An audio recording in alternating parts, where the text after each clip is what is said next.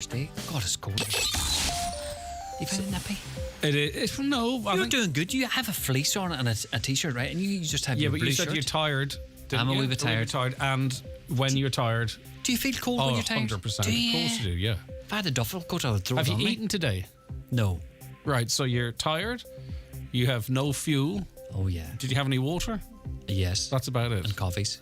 And coffees. Loads So of coffees. the coffees are giving you the heebie-jeebies as well. The heebie-jeebies? Yeah. That's not I've heard about the heebie-jeebies. So go get some wheat to mix it. Daddy, I got the heebie-jeebies. What have you got? Your Bee Gees are effectively heebied. The heebies. Yes. Heebies. I'd have a good show, right? All right, so Dr. Greg back with you tomorrow morning at 9:01. All right, it is the 9 till noon show just around the corner. Let's first get a news update, though, and it's over to Michaela Clark.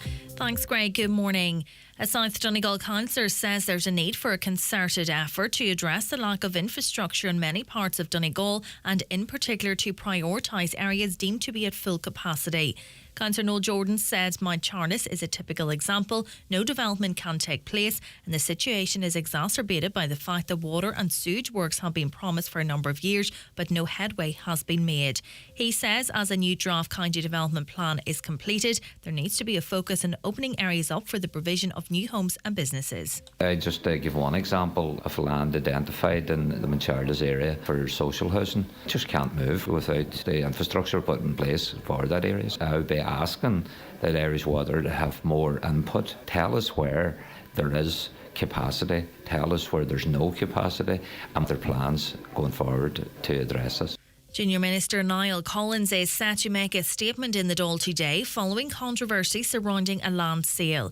He's been the subject of allegations in recent days relating to a land sale when he was a local representative for Limerick County Council. The land in Patrickswell was bought by his wife.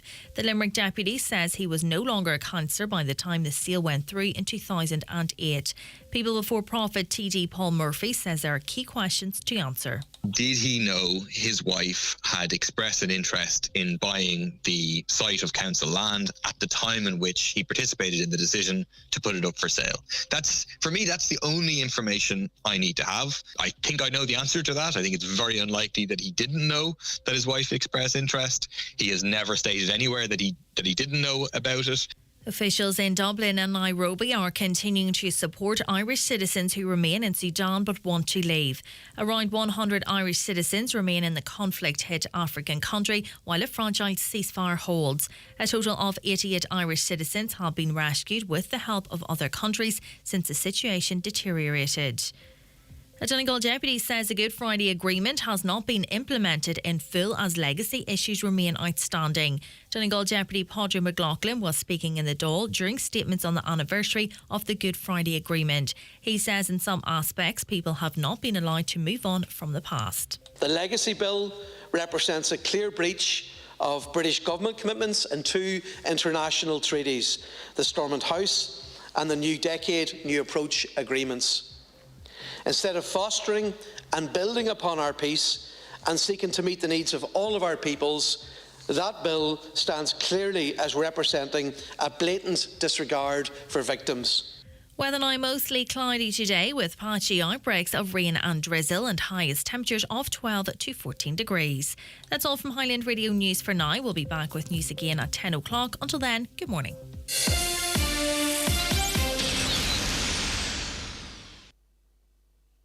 The county's #1 talk show, the 9 till noon show on Highland Radio. And now it's time for the talk of the Northwest, the 9 to noon show with Greg Hughes on Highland Radio. Hello, good morning. 3 minutes past 9, Thursday, the 27th of April. How are you doing? You're very welcome along to today's 9 till noon show, and it's a busy one for you. Lots coming up later on, actually, after 11. We have Dear Greg, and it's where we answer your relationship problems. We have our relationship expert in studio, on the programme, Tara, who will... It is Tara, isn't it? I know her name anyway. I'll get to that in a second. Taryn, I beg your pardon, Taryn. And she'll be answering any questions you might have. So if there's something bothering you in your relationship and you don't want to talk to family or friends for fear that they might judge the person you're asking the question of, we can do that for you anonymously. 086 60 25,000. That's the WhatsApp and text. 086 60 25,000. Or give us a call on 074 91 25,000. Emails come in to us. Comments at highlandradio.com. That's how. And watch the show. Comment online. YouTube. Highland Radio Ireland. Like and subscribe if you use that service regularly. It's greatly appreciated. The same with our Facebook pages. We stream the show live across it and on Twitter as well. A lot of papers out on a Thursday morning, as you can imagine, and the Tyrconnell Tribune have done a deep dive into the Letterkenny area plan. So if you have an interest in it, now I'm just going to read the first couple of paragraphs as we normally do, but if you have an interest in the Letterkenny area plan, Declan Kerr and John McAteer have an extensive report on it, so well worth reading. Before I get to that, actually, congratulations to Father John Joe Duffy. He is obviously a Creaslough-based curate, as we all know. He's been awarded a prestigious national award for his ongoing work with Donegal schools. The Burton Pope-born cleric received the Sister Eileen Randall's Award at the Catholic Primary School Management Association conference held in Limerick this week. So good to see his work recognised. So back to this story about the Letterkenny area plan.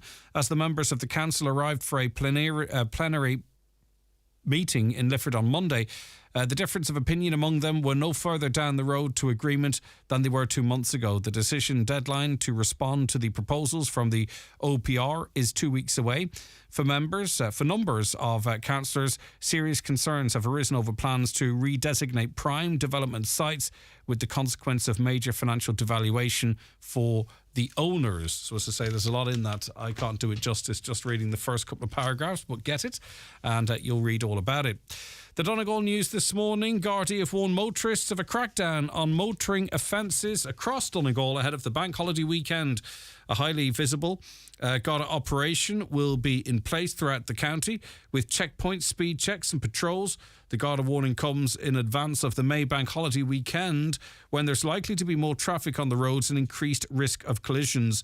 Drivers are being urged to slow down, wear their seatbelts and not to drive under the influence of alcohol or drugs. And also on the front of the page, it tells us that Brian O'Donnell has retired from his post as road safety officer with Donegal County Council. Hopefully we might speak to him over the next wee while to talk about his role. But just to thank him personally for coming on the programme. It's kind of a thankless role to some extent, because the messages are quite clear, but often they aren't getting through. So really all you can do sometimes is reiterate them. And Brian always accepted our invites to come on and chat. And we wish him well in his retirement and whatever he's doing next. On to the Donegal Democrat now. A drunken prank saw a lorry driver have a miraculous escape after his vehicle ploughed into a garage forecourt sign. The metal sign was left dangerously in the middle of a busy road near a filling station in Castlefin. The sign had been placed on its side, meaning the driver did not see it until it was too late. Substantial damage was caused to the lorry, but the driver managed to bring the vehicle under control. Gardaí launched an investigation into the incident, and 2 men were identified by CCTV. One of the men, 30-year-old Adam Gardner, appeared before Letterkenny District Court. The Derry News this morning tells us that Derry hotels are at over 90% capacity. Today sees the start of the island's biggest jazz festival, hosted right here in Derry. The city is gearing up for a packed weekend of live music and outdoor entertainment running from April 27th until May 1st. The City of Derry Jazz and Big Band Festival has gone from strength to strength over the past 22 years, establishing itself as the biggest celebration of its kind in Ireland, with over 70,000 music lovers expected to descend upon the city in the coming days. Hotel occupancy levels are currently sitting at over 90% ahead of the weekend, with people from all over the globe set to soak up the experience of jazz and blues that helped firmly place Derry on the tourist map. A huge crowds, and it'll be a great few days for people into that type of thing. And jazz is such a broad school.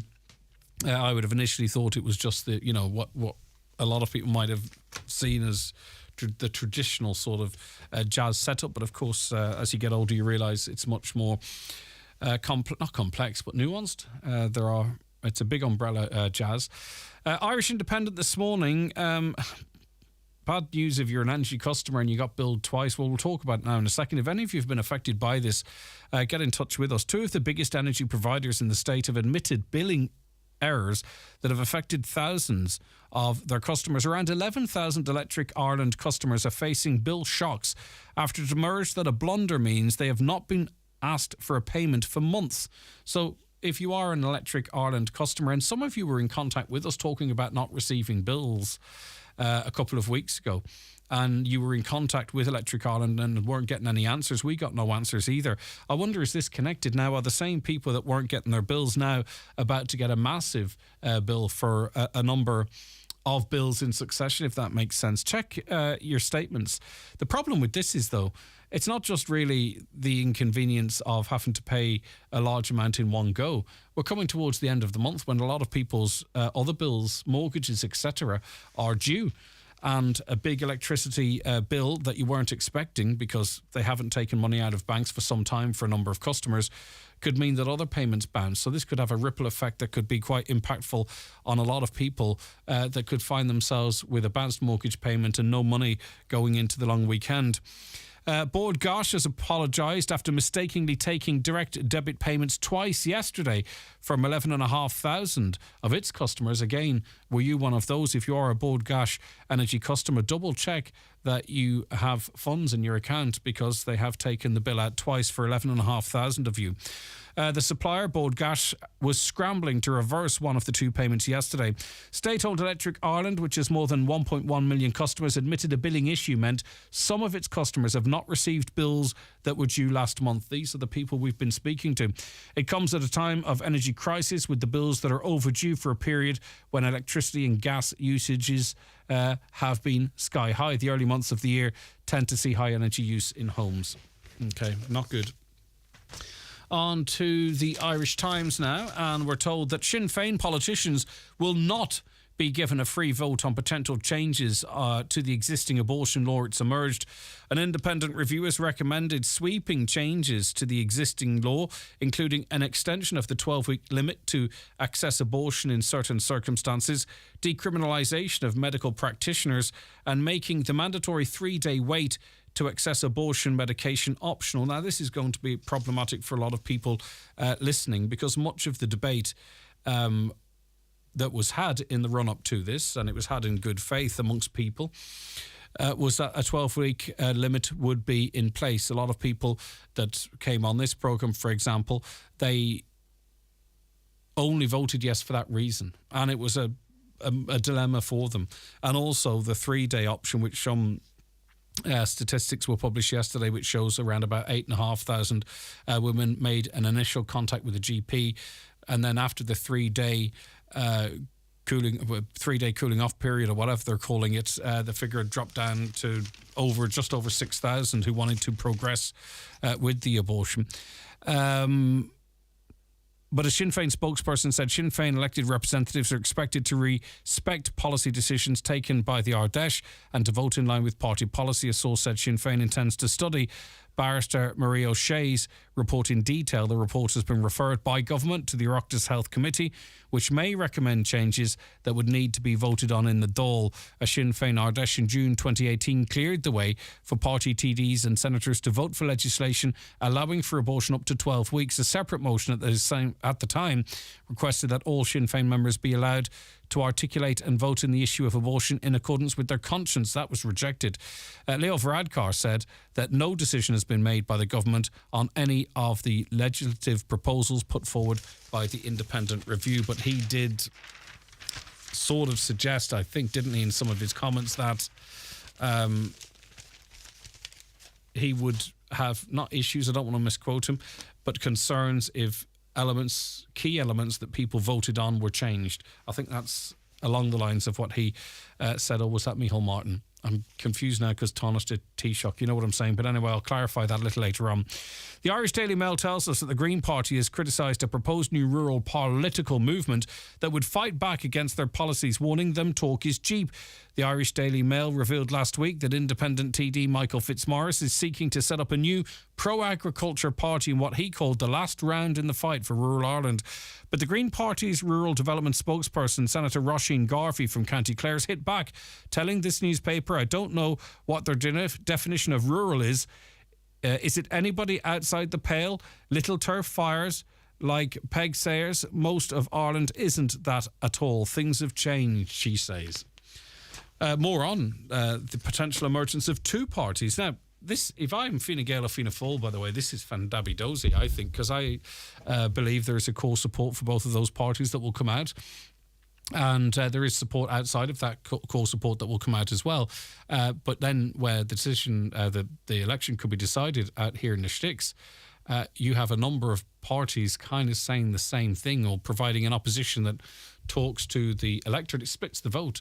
And I would be rubbing my hands together if I was involved in the main parties in government at the moment, because this potentially is really, really good news for them. An opposition vote being split all over the place, because I don't think you're going to turn many Fianna Fáil or Fine Gael voters who are there for the long haul. They're going to see it through. I could be wrong on that, but that's my sense. But in the Irish Sun, it tells us that rural voters could have two new political parties to choose from at the next election, with several independent TDs considering starting up new groups. As we heard, Roscommon Galway TD Michael Fitzmaurice has spoken with reps across the country about creating a new political party to represent farmers in rural Ireland. The independent TD believes the current political parties are too city and town focused, and he claims areas beyond that are not being properly represented. Elsewhere, though, Cork TD Michael Collins is working with independent TDs Richard O'Donoghue and Matty McGrath to set up a new rural community party. Deputy Collins claims the group have up to 20 candidates ready to run in the next year's local elections for their Rural Ireland party. But I imagine they'll just be a group of independents in the Dáil and exercise their power that way, because they've shown how successful it currently is, isn't it, in influencing policy and what goes on in the Dáil. The Farmers' Journal this morning, Macra has demanded that the government establish a farm retirement scheme in which older farmers would be paid to exit the sector. Retiring farmers should be paid the equivalence of €2,910 per cow to exit farming. Macra President John Keane told the Irish Farmers' Journal. He said that the funding already earmarked for a dairy cow reduction scheme should instead be redirected to fund Macra's proposed succession scheme. There should be no land use restrictions in such a scheme, Macra said in a letter handed to Taoiseach Leo Varadkar yesterday at the end of its protest, and we spoke to people on that protest yesterday. I sometimes think that people involved in big stories that are going to be big, should definitely seek a little bit of PR counsel before reacting. And that's a case in point, I think, for Ireland's Eurovision entry hopefuls Wild Youth, because in reacting to this story that we're going to talk about now and in the way that they did, I think it's kind of really backfired on them, and it's going to tarnish their entire thing. Eurovision hopefuls Wild Youth said they're trying to stay in a positive mindset after author J.K. Rowling accused them of misogyny for sacking their creative director over his social media comments on transgenderism. The band's Eurovision performance was thrown into chaos on Tuesday after the group cut all ties with Ian Bannum, their staging director, for his social media comments on a story about a transgender rapist convicted of a knife attack. Now, there's one problem here with this story, and unfortunately too with what J.K. Rowling has said, and I'm not taking sides in this as such. It wasn't one single comment. He's made numerous comments as it relates to transgenderism. If you just look through his Twitter, you don't have to look at just one single comment. He does have form in this regard. The comments sparked major reaction on Twitter, with Harry Potter author Rowling wading into the row, accusing the Irish act of preening self-satisfied misogyny. The row first erupted after Wild Youth released a statement saying they were parting ways with Ian Bannum. Now, Ian Bannum does speak to quite a large group of people out there, a lot of women, for that matter, a lot of people from all different backgrounds who will row in behind him. It's not necessarily an absolute minority. And I think Wild Youth could have reacted in a different way. But anyway, they're going to have to... It's tarnished their whole thing now, I think. Finally, in the Irish Daily Mirror, Taoiseach Leo Varadkar ruled out introducing price caps on groceries amid concerns it could lead to rationing and shortages. During leaders' questions in the Dáil yesterday, Labour's Jed Nash called on the government to examine if price controls could be put in place to tackle rising prices for consumers. He said over the last year alone, food prices rose by over 13%.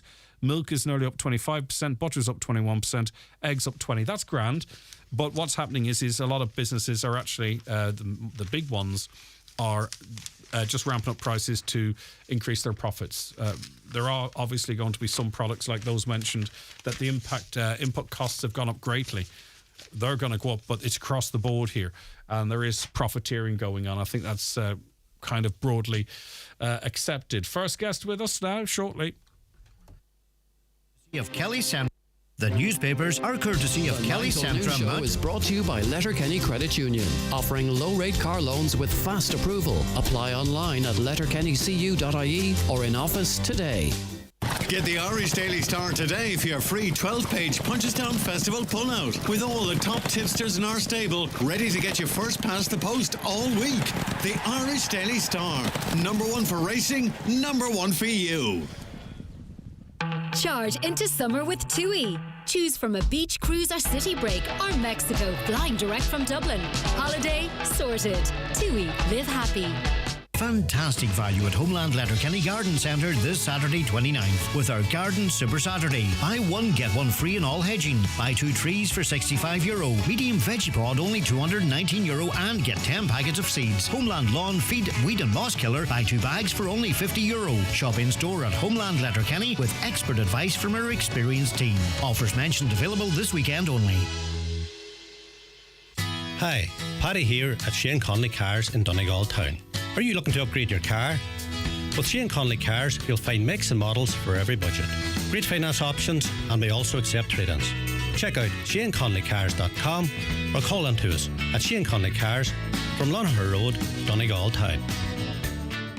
Mockra Demand Farm Transfer Scheme. For more in your Farmer's Journal, here's Paul Mooney. Young farmers call on Taoiseach to incentivise farm succession plans. Brazilian wood chip shipped 7,000 kilometres to be burned in County Offaly. Michael Fitzmaurice outlines his plans for a farming and rural party. Land rental prices predicted to jump 14%. Factories take record numbers of feedlot cattle. Plus, in our farm succession series, we look at the pros and cons of prenuptial agreements. All in this week's Irish Farmer's Journal, on sale now. Highland Radio time checks with Expressway. Travel route 32 from Letterkenny to Dublin. Expressway, bringing you the time at 21 minutes past 9, and we welcome onto the programme now Father Francis Bradley, who's the parish priest of Buncrana and Fawn. Good morning to you, Father. Thank you for your time today. Good morning, Greg. Right, now you have got to the point, and I presumed it's based on experience and conversation and what you see, where you thought it necessary to speak about social media, and particularly, is it, Father, its impact on our young people? Yeah, well, it has an impact on a constituency much broader than our young people. It impacts on every one of us, whether we're adults or children. But yes, I'd say, well, what crystallised this was the unspeakably tragic death of a 13-year-old child here in Buncrana on Friday week last, the 14th of April. And but that's just the latest episode in what I see as a growing trend in relation to our use of social media.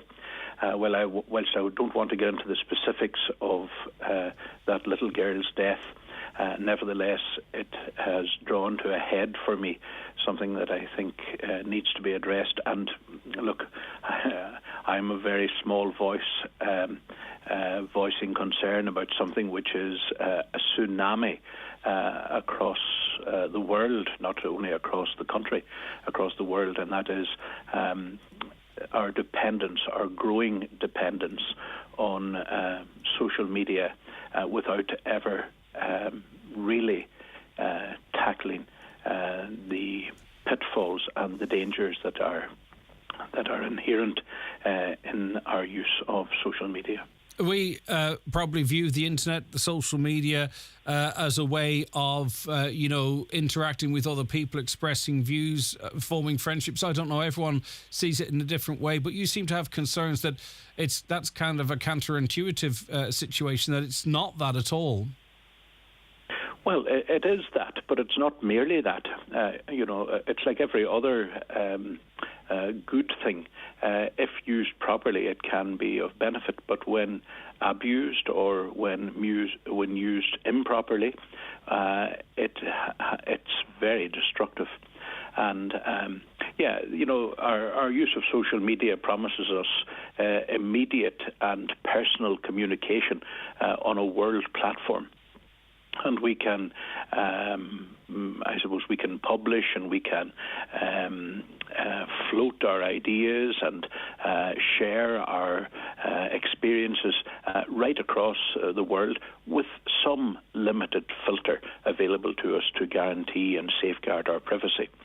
But by the same token, we also open ourselves to what can be a very malicious, predatory, and harmful experience in our lives, and that is particularly, I think it's true for adults, but it's particularly true for our children.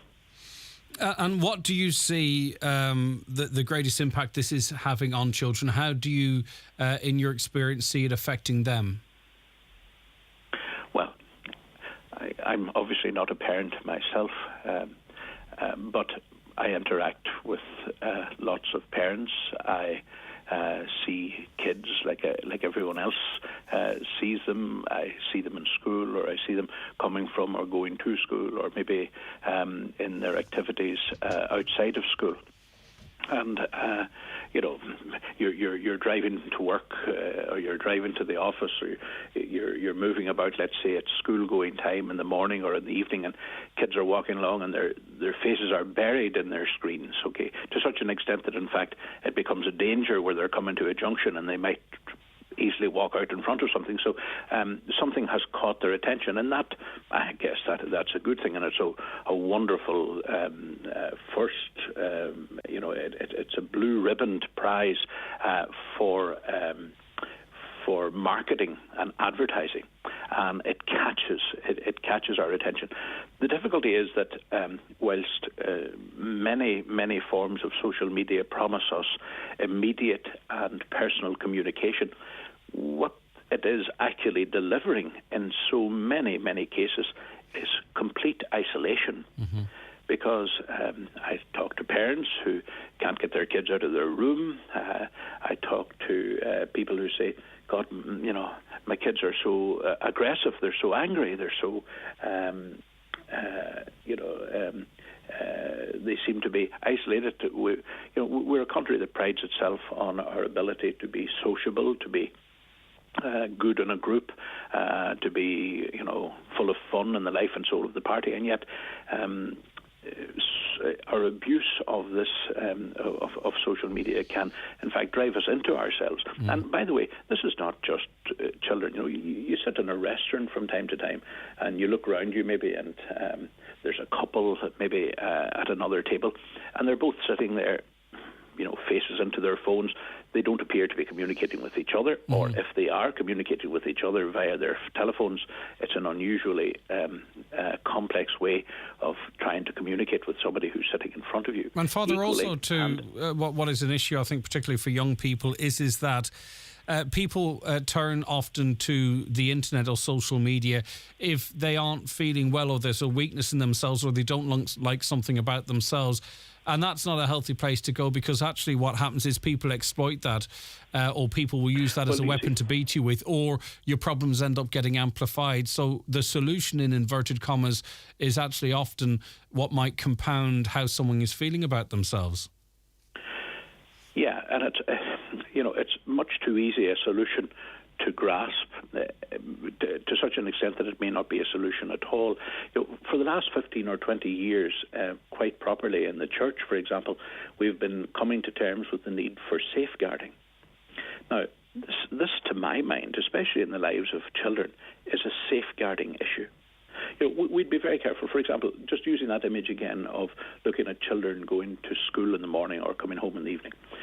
Parents, for the most part, wouldn't allow their children to walk to school in the morning. Okay, so our lines of traffic build up as parents deliver their children safely to school. Mm-hmm. That's the parents' decision, and that must be respected.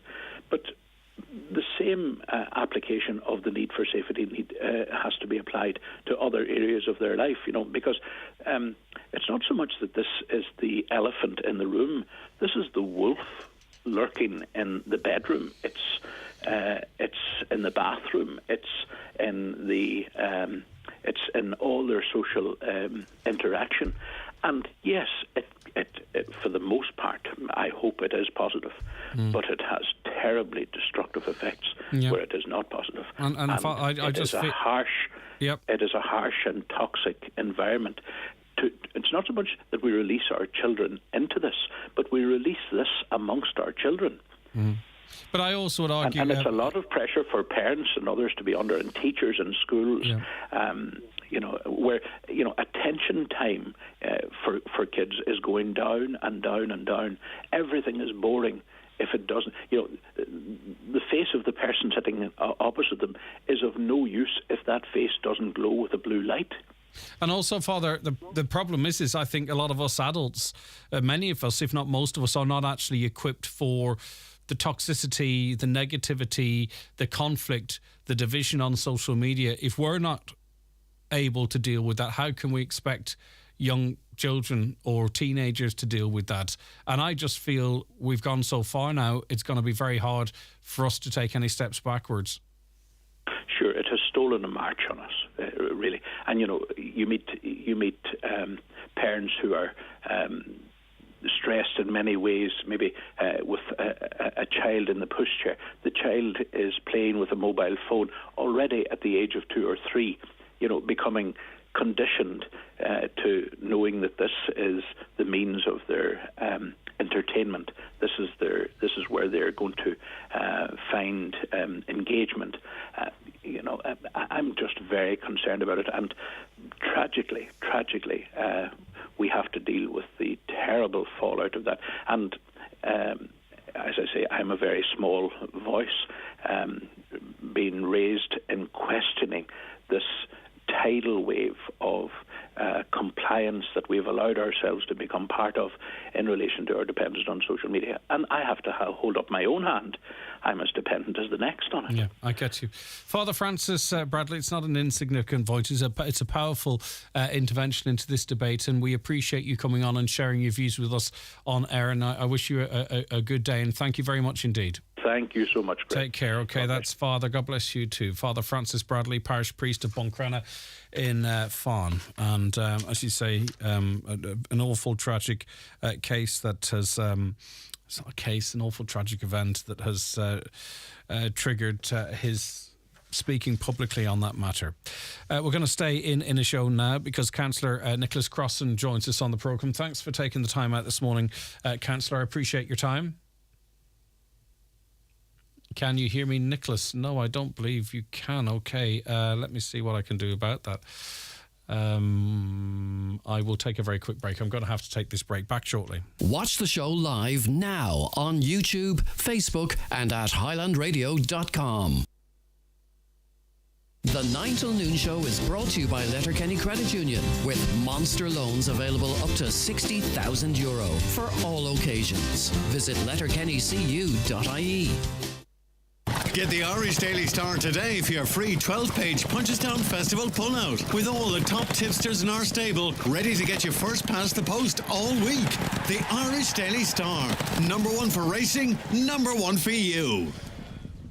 Sunsoak in Mexico with TUI. Fly direct to Cancun from Dublin and save up to €400 per person. Holiday sorted. TUI. Live happy. Offer T's and C's apply. By choosing Donegal Creamery's milk, you're supporting over 200 dairy farming families across Donegal in doing what they do best, producing delicious, fresh milk every day. For over 100 years, Donegal Creamery's milk has been brought to you daily from our dairy at Crossroads, Killygordon, the longest established creamery in the region. Support local farms, local families and local jobs by choosing Donegal Creamery's milk. Joe Gallagher Entertainments presents 50 years of Shawaddy Waddy. Live at the Clanry Hotel, Letterkenny on Friday the 5th of May. And the Waterfront Hall, Belfast, Sunday 7th of May. Tickets on sale from Venue Box Office, Ticketmaster.ie and waterfront.co.uk. ATU Donegal's open evening will take place on the Letterkenny campus on Thursday, 4th of May from 4 to 7 p.m. Find out about the new programmes available at ATU. Attend the informative talks about Susie Grant's applications and student life. Guest speaker on the evening, guidance counsellor Rory White from Careers Portal will be giving tips for Leaving Certificate students. Academic staff will be on hand to discuss your options. ATU Donegal's open evening, Thursday, 4th of May. Check out ATU Donegal socials for more info. Okay, we might have a technical issue. We'll see. Can you hear me, Councillor Crossan? No, he can't. Okay, I'll tell you, we might get him briefly on the telephone if that's all right. Caroline, it's just a slight glitch in the matrix, as they say, but we will get him on. And just speaking to our last conversation there is a new development from Snapchat, and if you were on Snapchat, it'll be rolled out to you, where it is a artificial intelligence person that becomes your friend on Snapchat, and I was engaging with it a little bit this morning as a test, and I'll tell you, you talk about isolating from real people. This AI, and I think everyone knows the concerns I have in relation to that if they listen to the show regularly.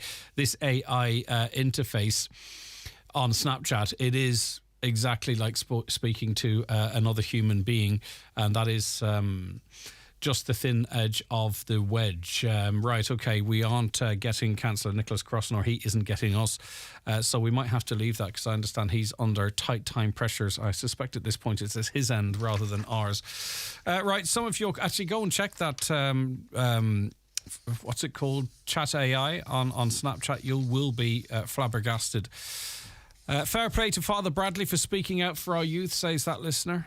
Greg, that's why I take a copy of all my bills. That's proof of your bill, indeed. But some people with certain companies weren't getting bills, you see, and they were ringing up Electric Ireland trying to get them, and they rang us with a view to us trying to see what the problem was, and now we found out what the problem is. As an Irish Republican, I'm disgusted, says a listener. No, I can't hear you either, so I think this system's down. Let's go to line one. Can you hear me, Nicholas Crossan? How are you? I can, sure, Greg. Sorry about that. Yeah, no, I think there's a problem with my desk here. We don't have long, so we'll get straight into it if that's okay. We've been speaking now about this new residential zoned land tax and its impact on Buncrana. What's your observations here, Nicholas? My observations, look, this is a tax that's coming in early next year, payable by next year, on land that is zoned strategic reserve or residential in and around not only Buncrana but in the rest of the county, Greg. But it does affect Buncrana because we have a local town plan here dates coming back from the time that Buncrana was a town council. Mm-hmm. Any land that was zoned residential now is liable for a tax, but there seems to be a grey area that I've asked at a meeting on Tuesday in Lifford, that it has to be serviced land. But the planners are maybe saying that as long as it's accessible to services, that it can be zoned. So I have been making representation on behalf of the farmers in and around Buncrana area that have come to me and said some of them have land in their family for over 120 years, others have 90 and 70. And these are not speculators, Greg. These are not people who bought land in the last couple of years willing to wait on the land prices to go up. These are people who farm all their life. And in my opinion, this is unfair, it's unjust, it's an unbelievable tax that our government will introduce. So we have a meeting next week with the planners for the Inishowen area to discuss the possibility of taking some of these people that want out of the system. And believe me, there are other people who want into the system and can't get into the system. So we're trying to find a happy medium ground. Yeah, we were speaking to the IFA earlier in the week, and it was described as a blunt instrument, and that's exactly what it is. Some people would, of course, like land rezoned because it means it can be increase in value, what have you.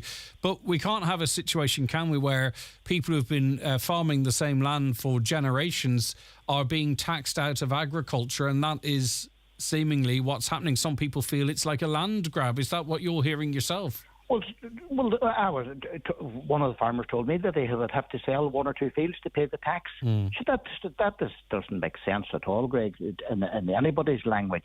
There are parcels, and there's an instrument, as you said, a blunt instrument.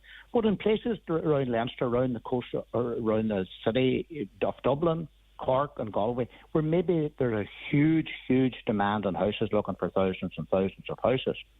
But here in Donegal, we're in rural Donegal. Yeah, but the problem with that, Nicholas, sorry to cut across you, is what we're seeing, and we've seen it in Cork already and elsewhere, is developers who have land for housing in high-pressure areas are being given a buy. They're being given exemptions out of this, yet we have a farmer in Buncrana with the same land for 120 years.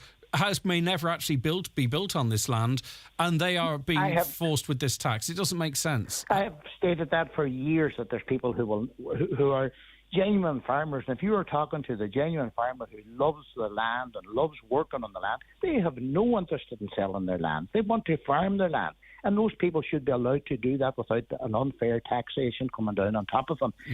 Now, this taxation, this bill, although there could be amendments put into it, and I would sincerely hope that the Farmers Association, along with our TDs in Dublin, this is where it's happening, where the bills are passed, that there would be specifications, and they say that if there's land in the family for years, they're not speculators, and they want to keep their land.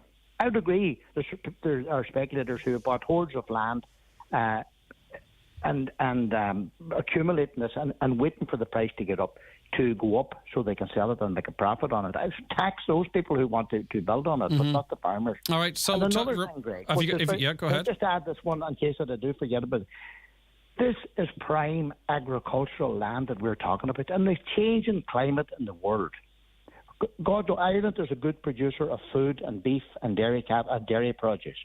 Why can we not keep our good agricultural land for agricultural? We have plenty of places where we have that is not suitable for growing anything, but certainly would be suitable for housing. And why don't we build houses on land that is not used for agriculture? This plan hasn't been thought through. Okay, when's that meeting taking place finally again?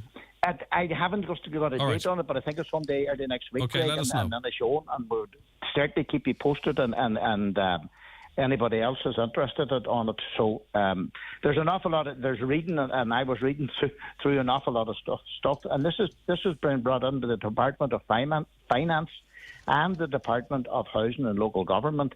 And when the Department of Finance gets their hands on anything, the tax will be paid on it, and this is going to put farmers off their family land that had farmed for generations. All right, listen, thanks very much for your time. I appreciate it. Thanks, Greg. Okay. All right, take care. 08660 25,000 is the WhatsApp and text number. Give us a call on 07491 25,000. This caller says, as an Irish Republican, I'm disgusted that Michelle O'Neill has accepted an invitation to the coronation of Charles in May. What has our struggle been about all these years? It's been welcomed by some, criticised by others. What do you think? Do you think Michelle O'Neill was correct in accepting the invite to that coronation? It is presumably the way forward. Michelle O'Neill says that she wishes to represent all sides of her community as First Minister, all communities, sorry. And I suppose if she were to refuse that invitation, how could she do that? I don't know. What do you think? 086 60 25,000, 086 60 25,000, or call us on 07491 25,000, 07491 25,000. There was never an independent review, as Barrister O'Shea, who was in control of the so-called review, was a prominent campaigner for unrestricted abortion during the referendum. I've not yet read the full report, but I hope RTDs will show some respect for life, they say.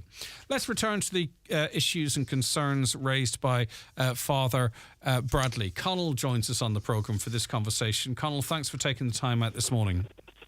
Okay, Niall, yeah, it was a very enlightening conversation you had with Father Bradley, and it's very important, I think, that discussion is carried on much further through the whole political arena, because I think politics, as we know it, is stuck on a time warp too about issues, and debating issues, and the Dáil is used a lot of the times to discuss issues that are not really fundamentally hugely important for the country, whereas something like that is really it's so important to discuss it, because it's I think a lot of this stuff, Connell, now discussed in the Dáil and other parliaments, it's not exclusive to the Dáil, is distraction.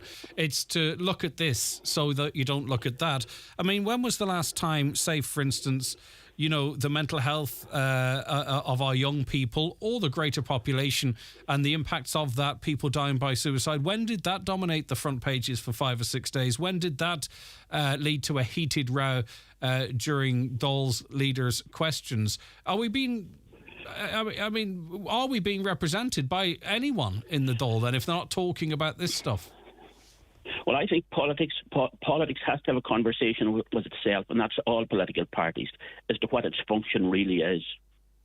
Because when you see what is happening, I mean, it has to address issues. I mean, it can be dominated by the formation of a new rural party, or the sale of a site by some other politician, or I mean, I seen a heading in the paper yesterday, which is, I can't understand it at all, in the paper about Joe Biden should be more or less in a nursing home, this type of thing.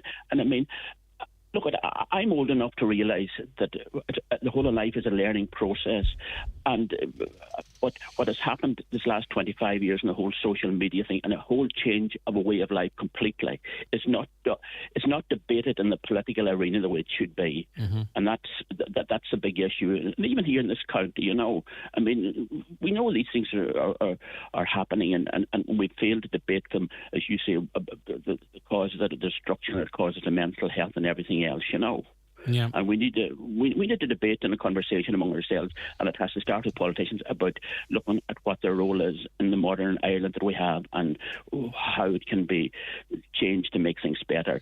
I mean, there's nothing wrong with changing politics. It's just the same as it was 50 years ago, these type of debates and that, but it's such a different world now, and there's such issues like that, what Father Bradley brought up, that they have to be brought to the forefront of central parliament, Yeah, but unfortunately, and the media has its role to play in this. We talk about stuff that really, it's obviously important, but it's not the big issue. The whole debate that's dominating American, Irish to some extent, and certainly British television news at the moment is this whole woke agenda and the fight over that. I'm not saying it's not insignificant, but it doesn't pay the mortgage. You know what I mean? It doesn't get you a hospital bed. It doesn't prevent you being outside Letterkenny University Hospital's ED in a trolley in an ambulance for 12 hours. That debate, yes, it's important. We need to get that right, but it is talked more about than it is important, if that makes sense, compared to all the other issues that are going on in life. And it's just one issue after the other. We all just argue about something that's not really necessarily what we should be. We have our eyes off the ball. Yeah, I mean, I've been in your programme many times saying, and this has gone on now for 10 years, about a fair deal scheme for home care, that people can stay in their own home and you can have a system in place, that there's a good fair deal scheme to help to get early release from hospital and keep people out of nursing homes that maybe not necessarily have to go there. I mean, I'll give you an example. I'm in community development all my life, and I'm over 70, but I was in Roscommon in the 70s, and I remember going to this man. He lived in poor conditions, and I was involved myself in a voluntary organisation at that time, and everybody was saying he should go in to the local nursing home, But I had a conversation with him, and I thought that was right. I was in my 20s at that time. I had a conversation with him, but he told me, look, every day I get up, I have to feed the dog, I have to make me tea, I meet the travelling shop, I see the postman, the day doesn't belong going in. And he says, if I go in there, I've nothing to do the whole day. Now, I thought he was wrong that time because I was young. Yeah. But I'm that age now, and I think I now know he was right. Mm-hmm. But that debate needs to occur too from people that's retired. I mean, you know, elderly people, and include that myself, they're the people that's recipients of the care. But maybe a lot of the time it's decided by people that's young, that haven't well, you see, of a lifetime. Connell, this is the power, right, that the media and politics has. If you think about it, and I've talked about this extensively on the programme because I have a real problem with it, older people are probably not willing to speak out because they're seen as the problem. They're the people that we can't afford to look after because people are retiring too young. They're the people that are clogging up hospitals. Do you know the narrative that's out there? Older people are lambasted and blamed for everything if you actually look into how the conversation is happening. So if you're an older person, you're going to keep your head down below the parapet because you'd be afraid of it getting chopped off if you dared speak about your own rights. No, I think older people have to speak up. I mean, I'm greatly involved here in my own parish and community development and all aspects of it, and maybe in everything. Maybe I'm in too many things, maybe I'm in them too long, but I think I have a contribution to make. And I think a lot of the times communities undersell themselves totally and their capacity to deal with an awful lot of the problems that they have in their own parish. And the parish is a great unit. And we're underselling our capacity to run our own affairs to some degree, looking too much for centralised solutions to everything. I mean, what better way of getting people involved in the community and say, look, what can we do about this, that, and the other things in the community and the parish? And I think people will achieve an awful lot and they can do far more. But I think politics has to change to realise that this total centralised. Was it you I was talking to about going back to the system of providing housing in local communities through? Maybe it wasn't you, but it was. It was you, was it? I was involved in Ardran. Yeah, but that's my point. Exactly, and I appreciate that. But I mean, like that is, again, I thought that was a very common sense intervention from you, Connell, in that we have a system, and it might seem old now, where that actually delivered houses where they were needed in the area. Why aren't we giving the €1 billion that we're not spending on housing that's been allocated for it to organisations like we might have seen in the past that will actually start delivering houses in the areas that they're needed from? We know how it works, so we used to do it. Well, I'm pushing it very much at the moment. I'm pushing a project, a very local project here, not far from myself, similar to that, because there's so many young people for instance, in nursing homes, that they can't have care in their own community of a building that's suitable for their care. And with a little bit of backup, you don't need a lot of backup. And you also need, I find now, that you need mixed development. You need young families, you need elderly people all together in a community of buildings. Because what happens then is the younger people and the younger children get automatically interlinked with the elder people and see them as part of the thing, whereas there's a great tendency now to put us all in boxes, that I'm put in a box when I'm over 70 and I shouldn't be saying this and that I should listen to this. But there's so many solutions out there, and we're intelligent people and we are great community people. But sometimes we just, writing that first line on the sheet of paper and calling that first meeting is all what's so important, But another thing too, and this is no disrespect to anyone, I'm not calling anyone out, right? But a lot of what are the conversations you see in social media is the fear of what might happen, what is coming, what's going to happen, what could happen here, what could happen there. And not enough people are talking about what's happening now. We've got record levels of the abuse of children right now. We've got record levels of children harming themselves right now. We've got record levels of children seeking help for their poor mental health right now. Look with the older generation, for example, look at all the problems they are experiencing right now. The same with the squeezed middle in inverted commas. Yet if you go on any campaign pages, anything on social media now, and don't get me wrong, it's justified and people are entitled to campaign on what they want, but it's about what might happen, what could happen, what happens if this happens and then that might happen, and what kind of a society might we have then. And no one is having a conversation about the mess that's happening right now because we're all distracted. Look, we're making things far too complicated in so many respects. I mean, I'll give you another example. When I was in Roscommon in the 70s, I was in charge of farm water supplies.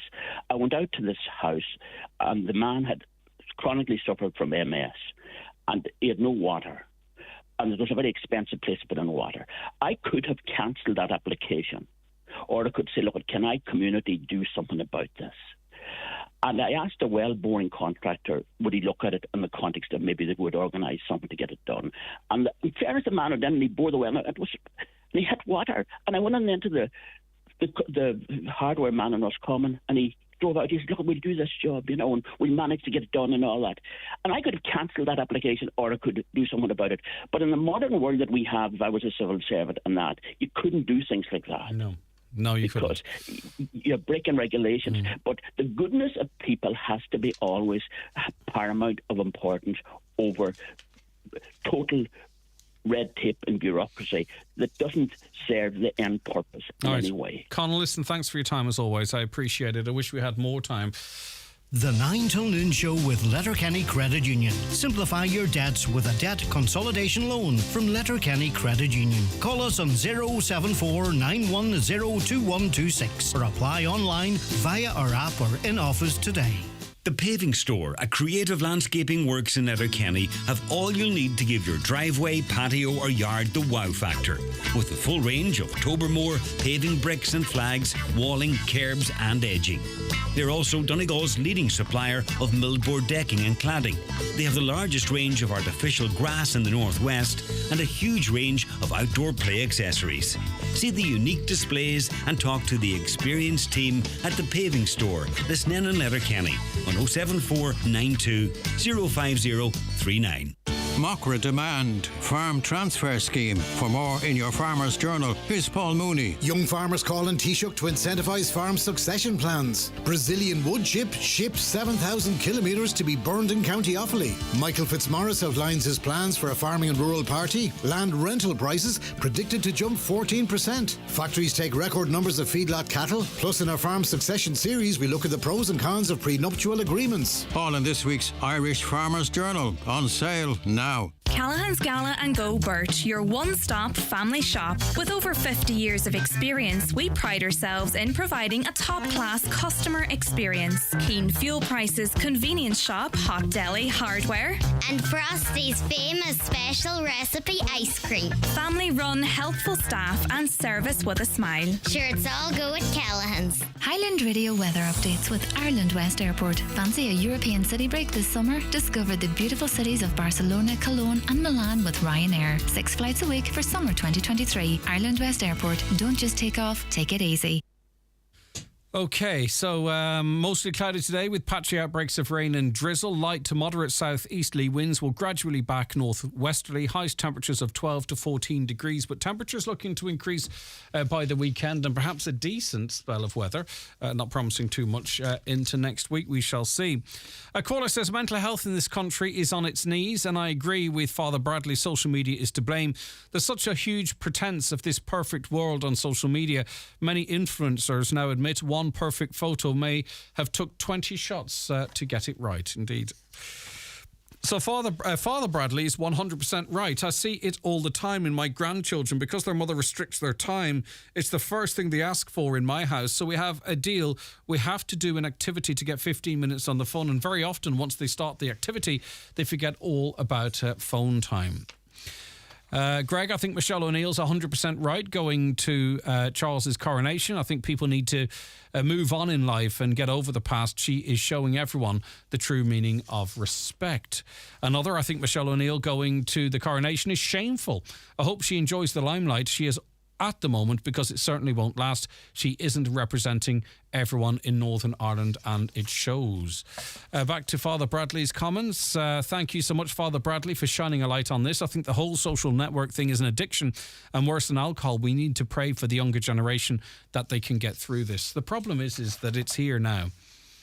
And Father Bradley corrected me a couple of occasions because he sees it from all angles. It is a wonderful thing, the internet and what have you, and social media is too, but it is a very, very difficult space to be in, really, dependent on what part of it that you're in.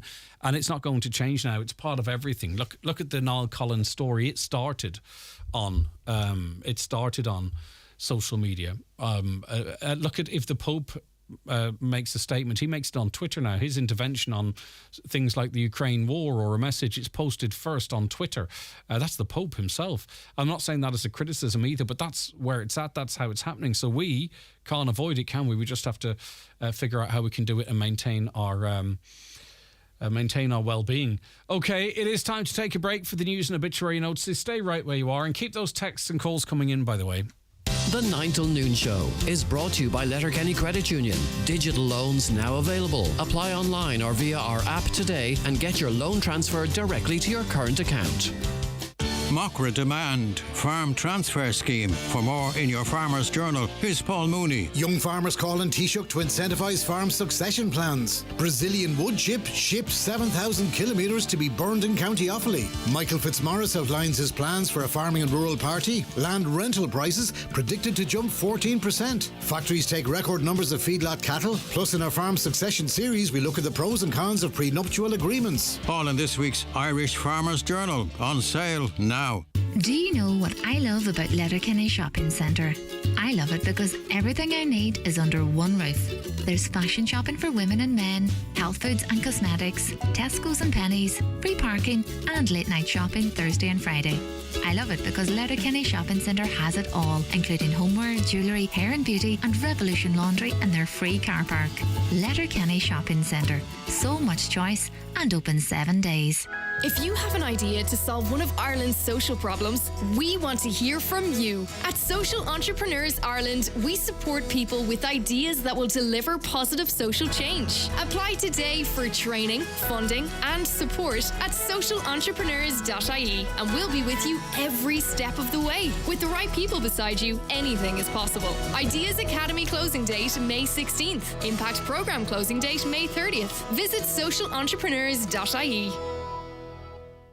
We all have that perfect spot. The corner of the couch where the light's just right. The kitchen table with your first coffee or lounging by a crackling fire. So, where will you read it? Enjoy home delivery of the Irish Times from just €2.40 per day. Visit newsdelivery.ie. The Irish Times. Because you get it. Live, on air, online and on the Highland Radio app. This is Highland Radio News. Good morning, it's 10 o'clock. Donald Kavanagh at the news desk. A Donegal priest has spoken out in a bid to highlight what he says is a tsunami of people being dependent on social media.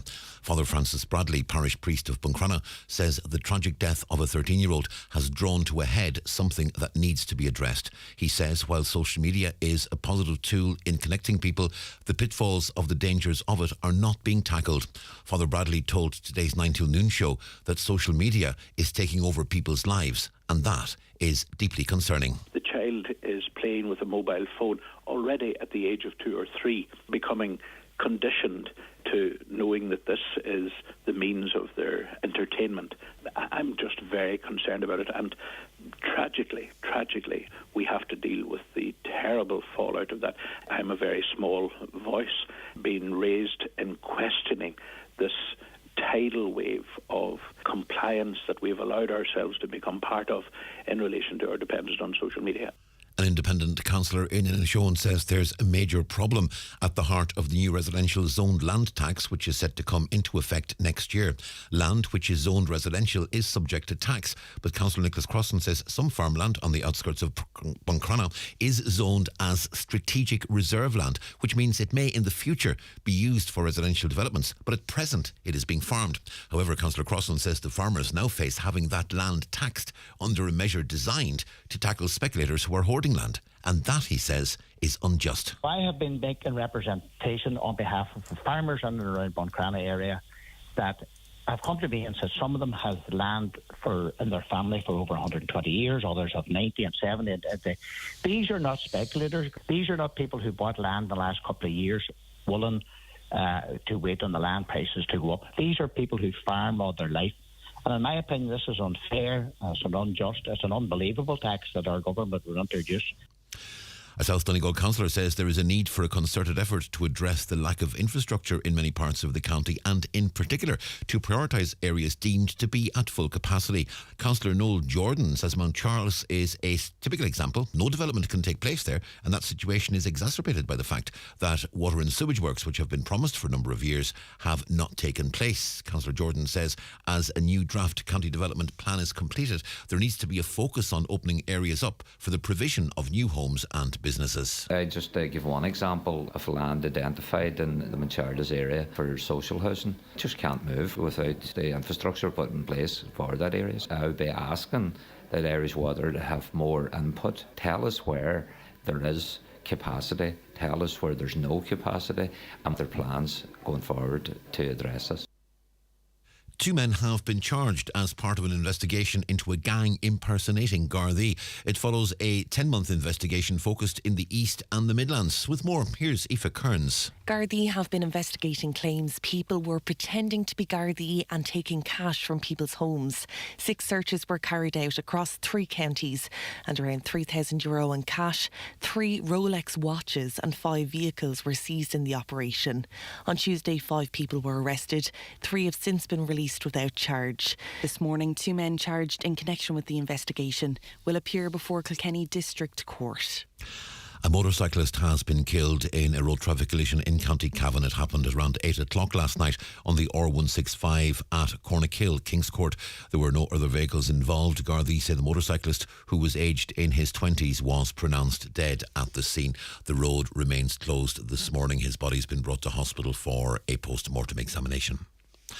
A Donegal deputy says the Good Friday Agreement has not been implemented in full as legacy issues remain outstanding.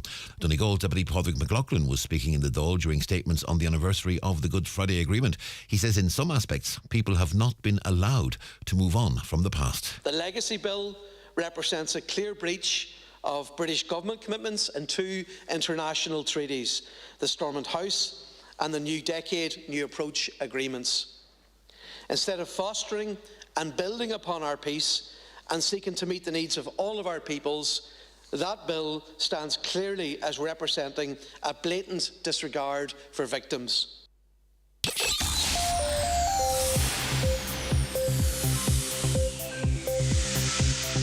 Weather forecast, Annette here, and tell us it'll be mostly cloudy today with patchy outbreaks of rain and drizzle. Top temperatures on today, Thursday, of 12 to 14 degrees Celsius. And that's Highland Radio News. We're back with news headlines again at 11 o'clock. Until then, from the news team, have a very good morning. The obituary notice says for this Thursday morning, April the 27th. The death has taken place of William Ban McFadden, Knockfolla Gidor. Removal from the Eternal Light Chapel of Ras Mountaintop Letterkenny at 12 noon today, going to Rorty's Funeral Home Derrybeg. His remains will repose there until Rosary at 8 o'clock. Removal afterwards to his daughter Frances Gallagher's house, Upper Keeldrum at Gorta Horg. House strictly private for family only, please. Funeral Mass in St Columkill's Church, Knockfolla on Saturday morning at 11 o'clock, with burial afterwards in Knockfolla Cemetery. The death has occurred of John Joe Harkin, Gallyduff Clomani. Remains are reposing at his late residence. Funeral from there on Saturday morning at 10:30, going to St Mary's Church, Clomani, for Requiem Mass at 11 o'clock, with burial afterwards in the adjoining cemetery. Family time, please, from 10 p.m. until 11 a.m. Family flowers only, donations if desired to St Columkill Village, Clea, Clomani, care of any family member or McFeely Funeral Directors. John Joe's Funeral Mass can be viewed live on churchservices.tv. The death has occurred of Paddy Lyons, Korean, Ballybuffet. Remains reposing at McCool's Funeral Home, Ballybuffet, with visiting time this evening from 5 o'clock until 9 o'clock. Rosary tonight at 9 o'clock. Funeral leaving there tomorrow morning at 11:20 for Requiem Mass in the Church of Our Lady of Perpetual Succor, Glenfin at 12 noon. Interment afterwards in Kilty Vogue Cemetery. The Requiem Mass will be streamed live via the parish webcam. Donations in lieu of flowers, if so desired, to the Donegal Hospice, care of any family member. The death has occurred of Tony Clark, 24 Cloncool Park, Buncrana. Reposing at Murphy's Funeral Home this evening from 6 o'clock until 9 o'clock. Removal tomorrow morning at 9:15 to St Mary's Oratory, Buncrana for Requiem Mass at 10 o'clock, followed by cremation in Lakelands Crematorium at 4 o'clock. Requiem Mass can be viewed on churchservices.tv/Buncrana. Family flowers only, please. Donations in lieu of desire to the Irish Lung Fibrosis Association, care of any family member or Murphy Funeral Directors. The death has taken place of John Tish Gallagher, St Joseph's, Drumfin, Falcara. His remains are reposing at his late residence, with rosary tonight at 9 o'clock. Funeral Mass tomorrow morning at 11 o'clock in St Finian's Church, Falcara, followed by burial afterwards in the adjoining cemetery. House private following the rosary tonight and before the funeral tomorrow. And the death has occurred of Noel Crossan, 3 Hillcrest, Letterkenny. Remains reposing at his late residence. Funeral from there going to St Junan's Cathedral for Requiem Mass at 11 o'clock this morning, with burial afterwards in Holy Cross Church Burial Grounds, Dunfanaghy. Family time before the funeral this morning. Family flowers only, please. Donations in lieu of flowers to the Donegal Hospice. For more details, including any family health guidelines for wakes and funerals, please go to highlandradio.com.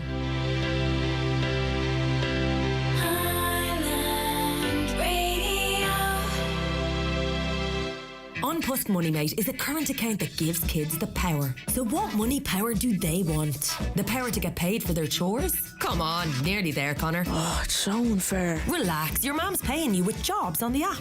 Or to be a super saver with savings jars. Hold on, can I have the power to keep an eye on all of this? You can, with the current account for kids that's just €2 per month, plus your first 3 months free. Search On Post MoneyMate or get the On Post Money app. T's and C's apply. See onpostmoney.com/moneymate. Available for children aged 7 to 15 and a half years. Transaction fees apply. After 3 months, a monthly fee applies. On Post is authorised by the Minister for Finance to provide payment services and is regulated by the Central Bank of Ireland in the provision of such services.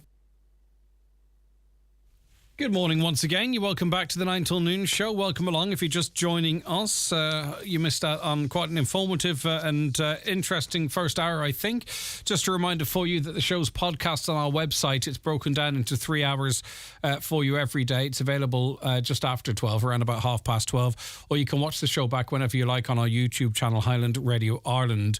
A caller says, so good to hear such common sense on so many topics this morning instead of legal and political. Another, as for Michelle O'Neill, Sinn Féin would need to look at itself, bowing to the King of England, a step too far, insulting the innocent people of Derry murders by King Charles's army and he the chief of the Para Regiment. Another, Michelle is right. She's looking at the bigger picture and looking to a future for all the people, unlike the DUP, who are self-serving. Another, Michelle O'Neill is only going to the coronation to wind up Jeffrey Donaldson, who is missing out. Real mixed views on this topic. A caller says, what about the property tax as well? Unfair tax on your home. We had to pay it. Taken over by revenue. Time the people took to the streets. This government is a joke. Dick Turpin's, the lot of them. I've heard no proposals from any other parties, by the way, to remove the property tax now, unless I've missed them. So if you were to remove them, with whom do you replace? Ray Charles's coronation, Peadar Tóibín's party Aontú's criticism of Michelle O'Neill, designate First Minister in the north of Ireland, shows us what a one-trick pony political party they are, in my opinion. Ms O'Neill said from the start she would be First Minister for all.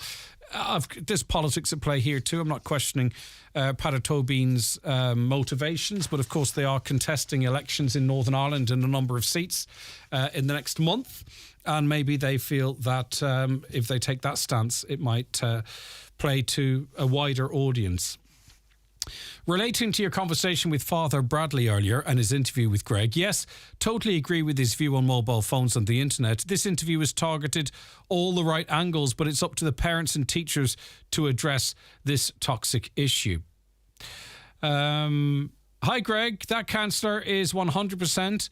Leave farmland for farming and their families. There are too many things in the pipeline that our so-called government is trying to introduce that it's not getting the attention it deserves.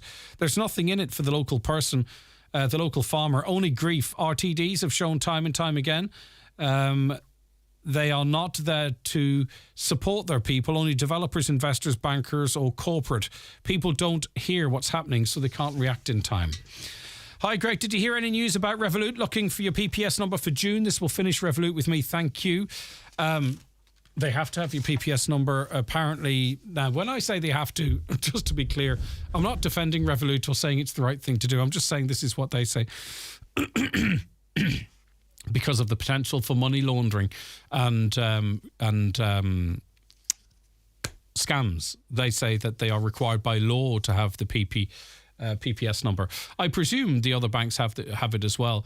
They are now obviously providing Irish IBAN numbers, and presumably another set of rules and oversight from the central bank requires them to seek your PPS number. They asked for mine a couple of months ago, but presumably as it relates to money laundering, I mean, talking about money laundering and all that kind of stuff, I went into the post office a couple of weeks ago, spoke with a lovely lady, don't get me wrong, this is nothing to do with her, but I was surprised, dare I say even shocked, that to get a money order, it was €65. You have to provide you have to sign a document and your date of birth. You have to provide your date of birth just to transfer €65 into a money order.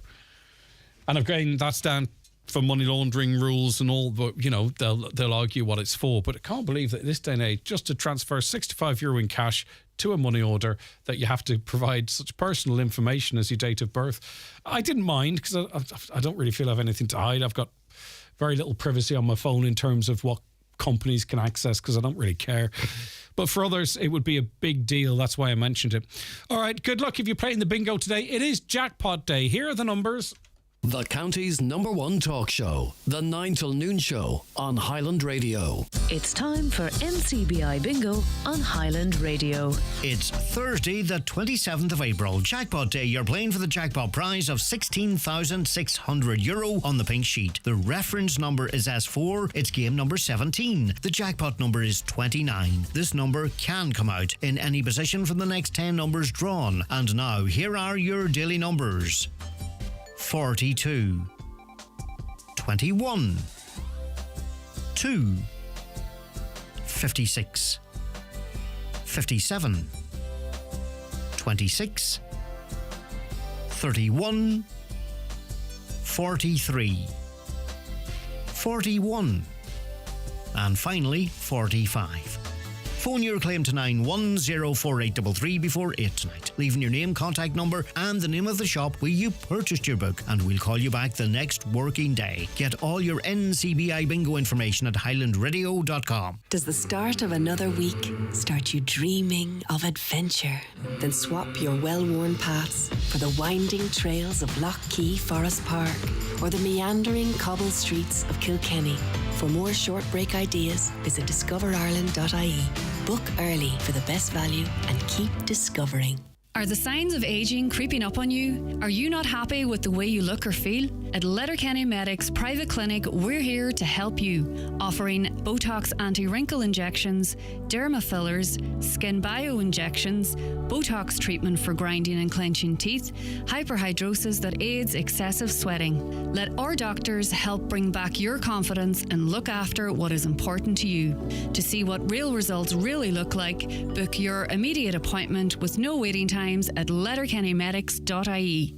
Letterkenny Medics, we listen if you want to talk. You may have heard others making claims, but there's only one number one, and it's official. The Kia Sportage is now Donegal's best-selling car in 2023. Call in today to iMotors Letterkenny or Malin, or visit imotors.ie to find out why the Kia Sportage is Donegal's best-selling car. The 9 till noon show with Letterkenny Credit Union, now offering mortgages from €40,000 to €600,000 with no hidden fees or transaction charges. Letterkenny Credit Union, 9102127. Okay, so we have been talking about electricity prices for a long time now. No sign of them coming down seemingly, and people have been getting bills recently for really big amounts. Well, I thought they were big, and they were big, but nothing compared to what we're going to talk about now. I've been chatting to people off air and on who've received bills 7, 8, 9 100 euro, 1,000 euro, and what have you. But as I say, that pales almost, I wouldn't say to insignificance, because it's very significant to the people involved, but it's nothing really compared to what the bill that dropped onto Martin's door. Matt, good morning to you, Martin. Thanks for joining us. Good morning. How you doing, Greg? I'm all right. I don't know how I would feel, though, if I received this bill that you received for your electricity, especially considering I'm not really having to go through everything that you're going through at the moment, because you have a defective concrete home and you received a recent bill for electricity. And what was that bill? We got a bit of a, holy moly, we got a bit of a shock. That was the start of January. We have one of the defective blocked houses, and now, to be fair about it, our house is becoming increasingly hard to heat as of late. So our prices have been creeping up, there's no doubt about that. But on the start of January, and I'll always remember it was on a Friday, probably 4 or 5 o'clock, probably too late for me to call, but anyway, remember that. Open up the letter and we got a bill for electricity for $3,189.79. I'm going to be totally honest, I didn't really... I got a bit of a shock, but I wasn't one bit worried about it. I thought, okay, it's obviously a mistake. So there's not a lot I can do until Monday morning, so I'll give them a shout on Monday. So I did give them a shout on Monday, and geez, Greg, within 2 minutes, within 30 seconds, that was my bill. Apparently, I was estimated in September, October, November, December. They read it in January, and that was my bill. Wow. Now, I do appreciate and I do realise I have a heat pump. It works in the electricity because we have a night meter. So it's heating the house during the night. I can tell you that the switch on the wall of that has actually been switched off since we went and got 1,000 litres of oil. But I was also out of contract with the machine for me. Now, the person was lovely. They helped me as much as they could. So I was out of contract, so I had no discount. So she applied all them right back to when it did go out, which brought my bill down to just north of 2,800. Now, so in relation to that, Martin, how many months did that cover? 4 months. Okay. I couldn't understand it. I said, listen, there has to be a mistake. I said, could it be a problem with the meter? So she actually pointed me in the direction of the ESB that, yes, you can get your meter tested. They'll come out, they'll remove your meter, they'll take it away. I think it's either for 7 or 11 weeks they put it onto this machine to calibrate it to see if it's going okay. If it's deemed that there's something wrong with it, as calculated, you get your return. If there's nothing wrong with it, you pay ESB €180, I think, for their trouble to come out and do that for you. We didn't do it. We just took it on the head. We ended up paying for it, and that's our bill, just north of 2,800 for that period. Couldn't possibly believe it. I was gobsmacked. But absolutely gobsmacked. Martin, what do you think is eating the electricity so much? It couldn't be the heat pump, could it? On night time, are you having to use wee storage heaters and stuff in different rooms, or? No, we're not. We haven't got to that stage yet. No, we're not using storage heaters or anything like that. I asked how in the name of God could I possibly use that much electricity? So they all pointed me in the direction of the heat pump. It must. Now I know there was a cold snap, but it was no. We've had colder because there's a little unit that sits outside the house, and when it gets below a certain temperature, it'll always obviously bring it on. But you know that I didn't even contact the people that put it in for me to come out. I've just switched it off at the wall. No heat pump. We went and got 1,000 litres of oil. Yeah. And that's what we're using at the minute. And did you see the WhatsApp? I've just sent it while I was waiting to talk to you. If you look at my WhatsApps there, I've got another bill for the last period. Oh, God, I wrote it up in the kitchen. What? For 680? 693 euro and 88 cents. That's for 2 months, is it? That's for 2 months. But that's for January now and February. So that's my bill that has just arrived with me today, 693.88. I don't know where I'm going wrong. I think I'm going to have to do something with the ESB to come out to check my meter or something, because we're on the night meter, save our dishwasher, our washing machine and everything is put on a delayed timer. That's done during the night. Our house is just a wee bit over 2,000 square foot. It's not like we're heating a small bloody castle. But it's just absolutely, electricity at the minute is crippling us. Now I'm listening but this is still particularly high. I mean, I think I'm kind of average. You know, there's a number of TVs on in the house. I'm constantly asking people to turn off lights. You know yourself, stopped using the dryer as much as possible, but sometimes you still have to. But my bill is I think my last one was $388, which is far shy of your $700, Martin. I mean, that's just astronomical. No one can absorb those types of costs. So you've paid effectively, over $3,000 for electricity for 5 months. Yes.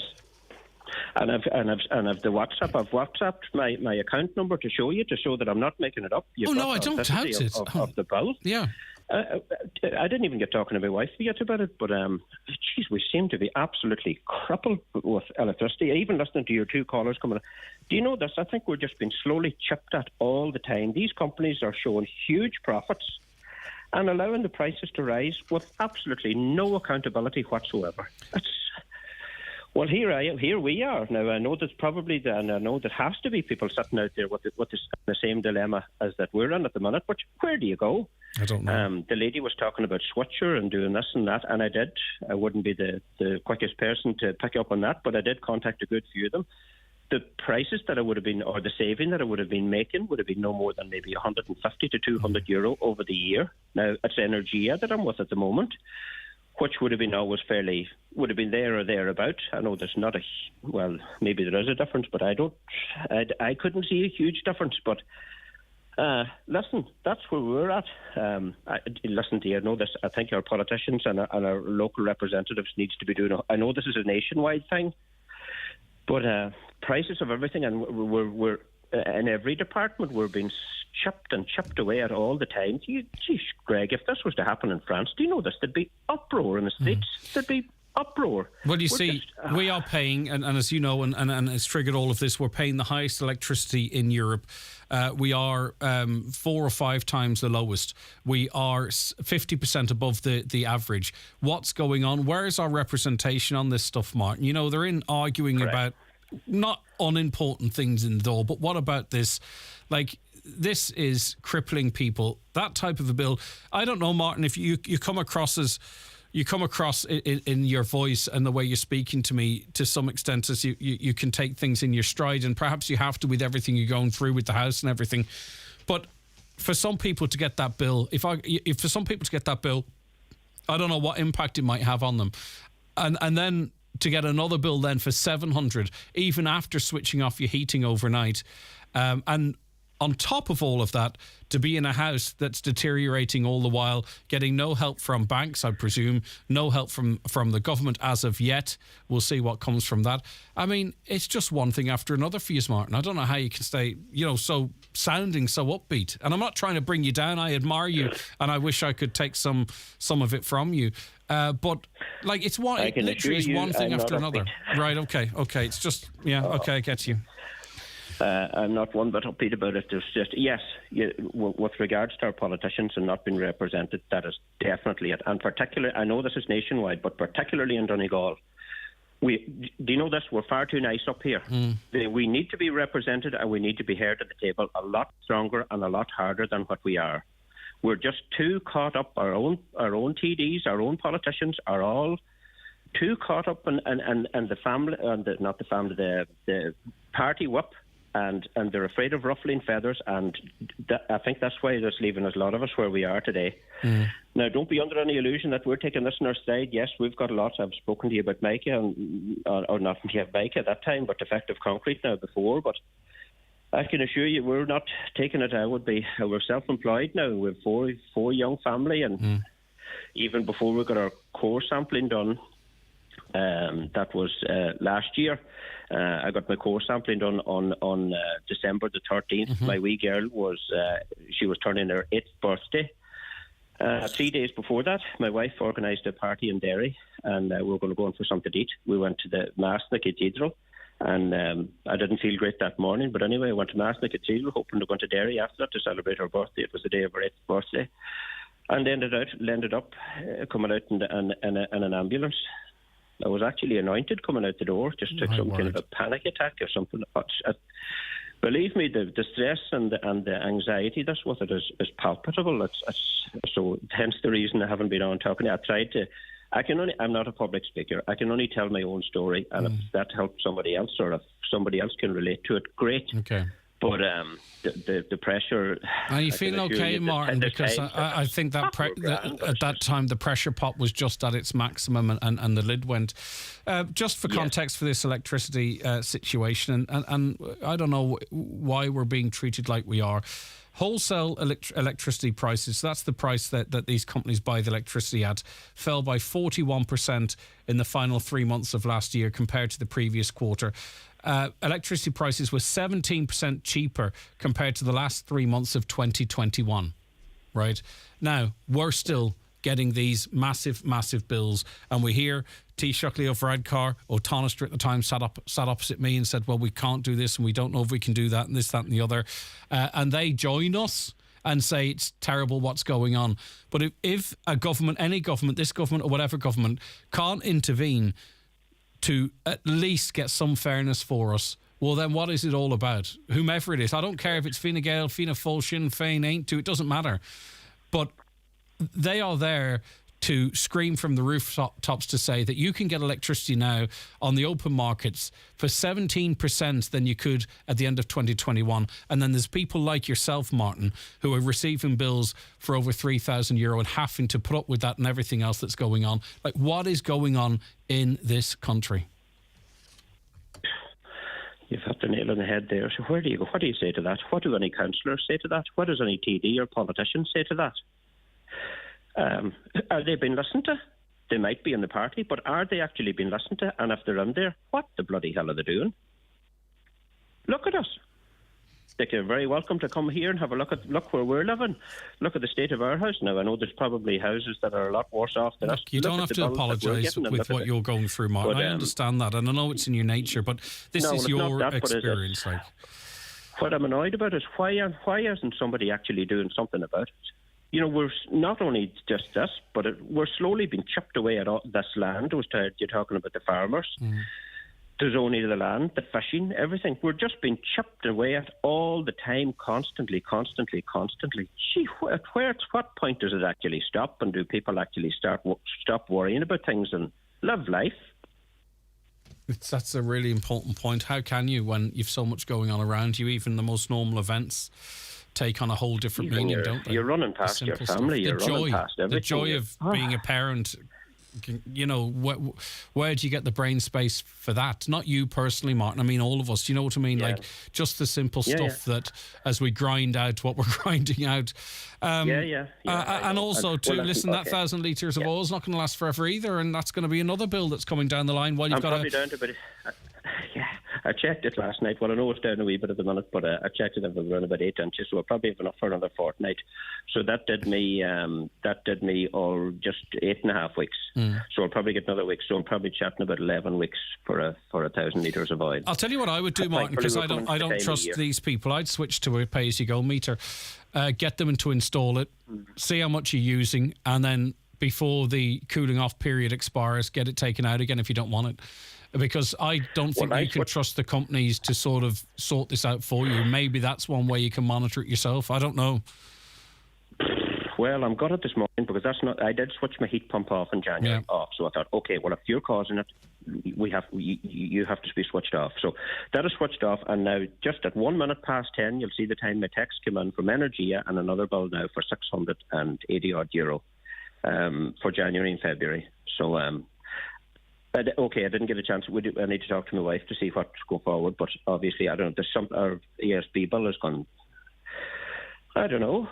I'm just at a loss at the minute as to know where to go. It just seems as though we're working to pay electricity at the moment. It's mental. It's absolutely mental. It's totally unsustainable. We couldn't sustain this. We're going to have to do something. But anyway. All right, Martin. That's our bill, and I'm sure there's other people out there as well. And just the coincidence of that €700 bill dropping on the doormat at the same time we're about to talk. It's all right, Martin. Listen, somebody must have heard us putting you there. Yeah. All right. Oh, I hope there is some resolution soon, and stay strong. It's tough out there. I understand that. or if there has been a mistake, or if there's some problem with the meter or something, I'll give you a heads up. At least somebody else might be able to relate to it. But we're going to have to look on to see where all this energy is being used at the moment, or if that's what it is. But if there is anything that jumps out, I'll come back and let you know. All right, Martin, love to all the family. Thank you very much indeed for that. I appreciate it. Tommy, listening to Martin there, I mean, it's shocking stuff. You make a really a good solid point here, Tommy. Where is the energy regulator? Yeah, that's right. I've heard the prices of electricity on your show in the past, and I've heard Pierce Doherty chatting in the Dáil about it. But where, I've never heard it mentioned anywhere. Yeah, I mean, I saw someone yesterday not spouting because that sounds negative. I don't mean it like that. Talking about how last month or 1 month this year, 10% of our power came from solar. Another 35% came from wind. We're being told this stuff, and then we're being told that prices are so cheap on the open markets, and yet we've got people like Martin getting these big bills. And who's standing up for the people? It's clearly not the energy regulator, because as you say, Tommy, they're seemingly absent without leave. Yeah, but I don't understand why it likes Pierce Doherty, or even yourself in your show, have never mentioned the regulator before. Yeah, well, listen, hands up. Yeah. As far as I understood the regulator, when likes of say Electric Ireland want a price increase, they have to go through the regulator, and they have to okay it. So I don't get it. Well, maybe the energy regulator is not working for us. Maybe, I presume then they set the rate that guarantees people who generate electricity through wind the same amount of money you get per unit for if you create it with oil or gas. I don't know. Maybe they're part of the... Yeah, okay. Look, I don't know. The financial regulator went missing about 10, 15 years ago. And look what happened to the country. So look, it has to be brought up. It has to be brought up in front of the Dáil committee or whatever, and put through paces. Whilst also speaking to you, just another side thing on what your man was just talking about there about the prices. I watched a little video this morning on YouTube, and this guy, I don't know where he's from, maybe somewhere around the Ballyshannon area, Lahey area, because he mentioned about going to Keys and Lahey and buying a generator to generate his own electricity, because he said it'll work out cheaper than paying what they're paying at the moment. And this guy, he was charged over €2,700 on a 2-monthly bill. And he got on to the company, and he reckons that they're just targeting random people and charge them what they like. And a big point of his thing was, you've got older people have been maybe charged £800-900. They went ahead and paid the bill without even questioning it, just thinking that's the prices of electricity. Yeah. And he says they've probably been targeted, he says. Just interesting while I'm listening to you, and I was listening to you, the Commission for Energy Regulation, which is the group that you talk of, received 12,373 complaints from customers last year about energy and water issues. Now, did they act upon them? How many of us actually go to the bother of making such a complaint? As you say, what are they going to do about it? And we'll put an inquiry into them. And you're right, hands up. Have we mentioned them? No. Have we called them to account? No. Shall we? Yes. We will, Tommy. But thank you very much for your input. I appreciate it. All right, take care of yourself. Okay, thanks, Tommy. Okay, bye-bye. Thanks, Greg. Bye-bye. No, it's lovely having you on the show. I appreciate it greatly. That poor man, electric is far too dear. He's right. The people have to stand together on this. Another Martin is right. It's a disgrace. We should be more like the French and get out there. Our government ministers are, well, I have no words. This whilst and trying to get a conversation going last week, not trying to direct the conversation, but get the conversation going. We are living in a country that between last year, this year and next will have an excess. Now, the surplus is beyond what the government was expecting, okay? I believe. It certainly doesn't make up all of it, but certainly part of it. Over 30 billion euro.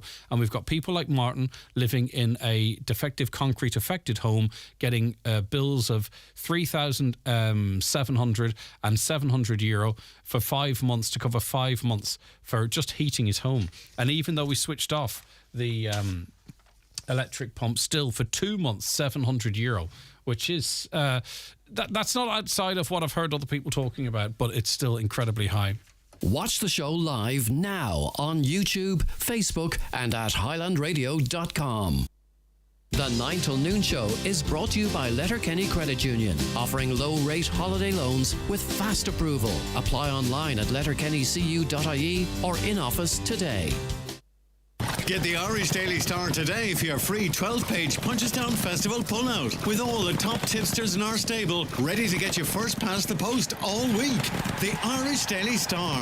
Number one for racing, number one for you.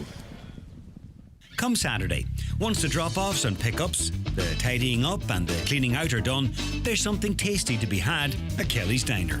Maybe one of the renowned burgers, or some homemade goujons, a pancake stack, or something lighter from the selection of salads. With loads of parking, take some time out this Saturday at Kelly's award-winning diner, Mountaintop, Letterkenny. Shop LK at Brian McCormick Sports and Leisure Main Street, Letterkenny. All the kids are back playing football with longer days and shorter nights. Kids football boots from only €25, available in Velcro or lace. Check our new range of kids boots, shorts, socks and accessories. Visit our new club room with quarter zips, t-shirts and matching bottoms for your favourite local club. Click on Teamwear at bmcsports.ie for more details. Hi, Paddy here at Shane Conley Cars in Donegal Town. Are you looking to upgrade your car? With Shane Conley Cars, you'll find makes and models for every budget. Great finance options, and we also accept trade-ins. Check out ShaneConleyCars.com or call in to us at Shane Conley Cars from Lonaher Road, Donegal Town. Hi, Brie Jean here from McDade's Bathroom Plumbing Tiles, Buncrana. It's the last few days of our massive marquee tile sale. Huge discounts on all wall and floor tiles and much more. Grab yourself a bargain at McDade's Bathroom Plumbing Tiles, Buncrana. Massive marquee sale now on. All right, keep your calls and comments coming in on the various issues we've been discussing this morning. I'll get to them in a moment. But the head of the Northwest Migrants Forum has called for an end to the deeply unfair practice of othering school children who do not identify as Catholic or Protestant. The forum's director of programmes, Lillian Senor Barr, was speaking after receiving a heartfelt letter from a 10-year-old Muslim girl. Lillian joins us on the programme now. Thank you for joining us, Lillian. Thank you for having me. It's good to have you on the programme. I don't know if your microphone is blocked, but I can't hear you as clearly as I would like. But anyway, we'll proceed and see how we get on. Lillian, talk to me about this young person's experience. So Yara is an 11-year-old girl, and throughout her primary school, she was taught about diversity and that everyone is equal. And she got a massive shock when she went to apply for secondary school. She learned that religious and ethnic minoritized people were considered other. She was just not shocked, she was very upset, and then decided she wanted to do something about it. This is what prompted her to write to me. And, you know, in some way, in addressing this young person's experience, we can also talk to about how in Northern Ireland, despite all the changes that has happened, there is still not enough integration. It is them, us, others sort of a thing. So really, in addressing this, we maybe could address the situation for an awful lot of children, regardless of their background or what religion they happen to be born into. Absolutely. 25 years after the Good Friday Agreement, there is so much diversity of thought and diversity of identity in the North of Ireland. And to be honest, identity has always been more than the two communities. But we have remained in the binary of unionism and nationalists and Catholics and Protestants. And we need to move away from language that alienates such a big community that belongs here. Recently, if you see the Lives and Times survey since 2006, it has shown that the largest group in Northern Ireland are not those who identify as nationalists or unionists. They've moved away from that. Mm-hmm. We have mixed communities, mixed religious families. We have people of minoritized communities and young people who are born in this country who want a better future and don't see themselves as reduced to these two boxes of a binary between Catholics and nationalists. So it is something that we need to look into and seriously if we want to build a shared community and a shared future for everyone who lives in the North of Ireland. Now, this young girl encouraged the Northwest Migrants Forum to make representations on their behalf, and we're doing that now, okay? But unfortunately, we can't make decisions or change policy. So has the forum made representations to government or politicians? Well, when I say government, obviously there's a complication in that regard. But with the powers that be, have representations been made, and what has come back from them, if so? So what we have done, I received this letter only last week, and the good news is the good relations strategy is being reviewed right now. So we have submitted a feedback on the consultation and highlighted this issue as a very serious issue. And Yara is one who have taken action. There are so many young people we work with in different schools in the North of Ireland who also have a massive problem on this particular issue. But we have also written to all the leaders of every political party today to highlight this issue and ask them to meet with young people from our community, to listen to their voices and hear how they feel alienated in the society that they were born into, and feel that they can't build a sense of belonging here in the North of Ireland if their identity is not recognized or they're not given the opportunity to express who they are and have to be put on a box of other, which is quite frankly very diverse in nature in itself. Yeah.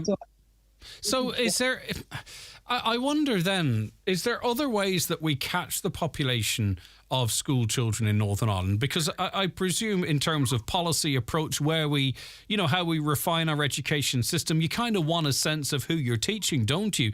And it would be interesting to know how many are Protestant, Catholic, Muslim, whatever religion there might be. Is there somewhere else, I wonder, in the system where we catch the actual makeup of this other group? Because if we aren't, then I think we're missing an opportunity in making sure that we are offering the best education for all children.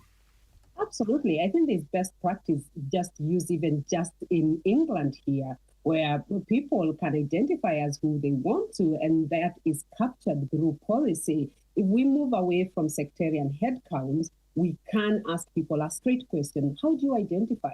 Or what religion do you come from? It's not really rocket science. If people want to identify as Catholic, they might have a space rather than just putting it in a box to say, are you Catholic? Are you a nationalist? Are you unionist? Or are you a Protestant? Is ask a straight question: how do you identify? And or what is your ethnicity, or what is your religion?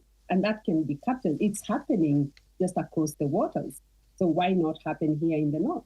And, we as adults can dig through this all and peel back the layers of the onions and all that kind of stuff. But sometimes the words of the child themselves are the most telling. And I'll read some of the letter here. I'm writing to complain about signing up for the schools. You see, I found it hard to sign up to some schools because of the criteria. As I'm sure you know, it's set into Catholic, Protestant and other. And this is the bit that stood out for me. It's a simple sentence. I refuse to be called other. It isn't nice. So there's no loaded language. There's no massive history there. There's no bias, she just simply says it's not nice. Yeah, he just says it's not nice to be othered. And we know othering people is excluding them, is denying them that sense of belonging. And recently there was a research done by the Economic and Social Research Institute, which compared migration patterns in the North of Ireland and the Republic of Ireland. And it highlighted that the second generation of young people living in the All Ireland are twice likely to have poor mental health. This is another issue that really makes it harder for them to feel that they belong here, and it impacts profoundly on their mental health. So we really do need to listen to the voices of these young people and move away from this binary and just let them feel they belong, because Ireland is their home too. Okay, thank you so much for your time this morning. I appreciate it. Take care of yourself. The line not terribly clear there, but hopefully you were able to hear the points raised there by Lillian Signor Barr, who is the Northwest Migrants Forum's Director of Programmes. And the young girl is simply saying it's Catholic, Protestant. She doesn't want to tick other. Just put a few other options there. What do you think? 08660 25,000. It makes sense to me. I don't know about what you all think. That's why I invited you to text. The 9 till noon show is brought to you by Letterkenny Credit Union, offering low-rate car loans with fast approval. Apply online at letterkennycu.ie or in office today. The world awaits you. Make that dream your next adventure. Cruise the Caribbean. Sail from Crete to Corsica. Soak in Santorini sunsets. Dine on the shores of the Indian Ocean. Stroll through cobbled streets for hidden gems, or bring the little ones to a magical wonderland. Trust the award-winning Atlantic Travel to guide your next adventure. Step through our doorway to the world. Atlantic Travel, Letterkenny. Are you ready for the big show coming to town? Then mark your calendars for the Balmoral Show, sponsored by Ulster Bank. Join farmers, foodies and families for 4 fun-filled days in the Icon Exhibition Centre, Lisburn. Get up close with the animals, explore the latest technology and sample delicious local food and drink. Don't miss out on the agricultural event of the year. Book your tickets now for the Balmoral Show from the 10th to the 13th of May at balmoralshow.co.uk. See you at the show. There's a gaggle of monsters you'll see around town, in every colour from bright pink to brown. And just like us, they have hopes, dreams and wishes. A new car, new windows, a holiday diving with fishes. They know just where to go for their dreams to come true. The local credit union who can help you out too. For all of your dreams that are big, small or strange, we've got you covered with our Monster Loan range. Monster Loans from the Credit Union. Imagine more. Loans are subject to approval. Terms and conditions apply. If you do not meet the repayments on your loan, your account will go into arrears. This may affect your credit rating, which may limit your ability to access credit in the future. Credit unions in the Republic of Ireland are regulated by the Central Bank of Ireland. Highland Radio weather updates with Ireland West Airport. Fly with Aer Lingus on their new daily service to London Heathrow and connect onwards to 80 plus destinations worldwide, including New York and Boston. Ireland West Airport. Don't just take off, take it easy. Mostly cloudy today with patchy outbreaks of rain and drizzle. Light to moderate southwesterly breezes will gradually back northwesterly. Highest temperatures of 12 to 14 degrees. Okay, some of your comments coming in so far this morning. Martin said his bills were estimated for 3 times and mentioned being out of contract. This is his problem. He should have read his own meter and not gone out of contract. I don't think it's his problem. I understand where you're coming from. His meter then was eventually read and it confirmed the estimates. I'm currently out of contract with my electricity provider, and the advantage of going back into contract is €100 credit. That's it. There's no other advantage beyond that. There's no advantage in terms of the cost of electricity. There's no deductions, no nothing. And they are the cheapest on the market at the moment. So I take your point. I respect your point, but I'm not sure if that accounts for all of the money we're talking about here. Greg, when buying a couple of £100 in the post office, I was asked for my PPS number. I was told it was required by the central bank. Keep up the good work, they say. Yeah, indeed. That's why people are being asked for their Revolut number. If Electric Ireland dropped their rate to pre-COVID rates, they still would be making €400 million profit. Not too bad, is it? Not too shabby. Another caller said, I got a bill of $2,000 in March because of all the previous bills that had been estimated. I live alone and I cannot pay this extra. They arrived at my door to cut me off. Despite me paying each bill they sent me on time, I ended up having to get a loan to pay it off. Well, that again is completely, sounds completely unfair. Can you imagine having to get a loan out to pay your electricity bill? I'm sure many of you can because you're perhaps having to do it, but that is not right. Okay, let's talk history now. It is time for Talking History with Dr. Joe Kelly, our resident historian. Good morning to you, Joe. How are you keeping? Good morning, Greg. Good morning to you all and yourself and to all in Highland Radio. It's great to have you back on the show again. We're talking about the history of the Gardaí, really effectively, aren't we? Yeah, there's a very interesting history of policing in Ireland for the number of centuries. And we're commemorating this year 100 years of the formation of the Garda Síochána. They were named such in 1923, August 1923. So we've had 100 years of the Gardaí.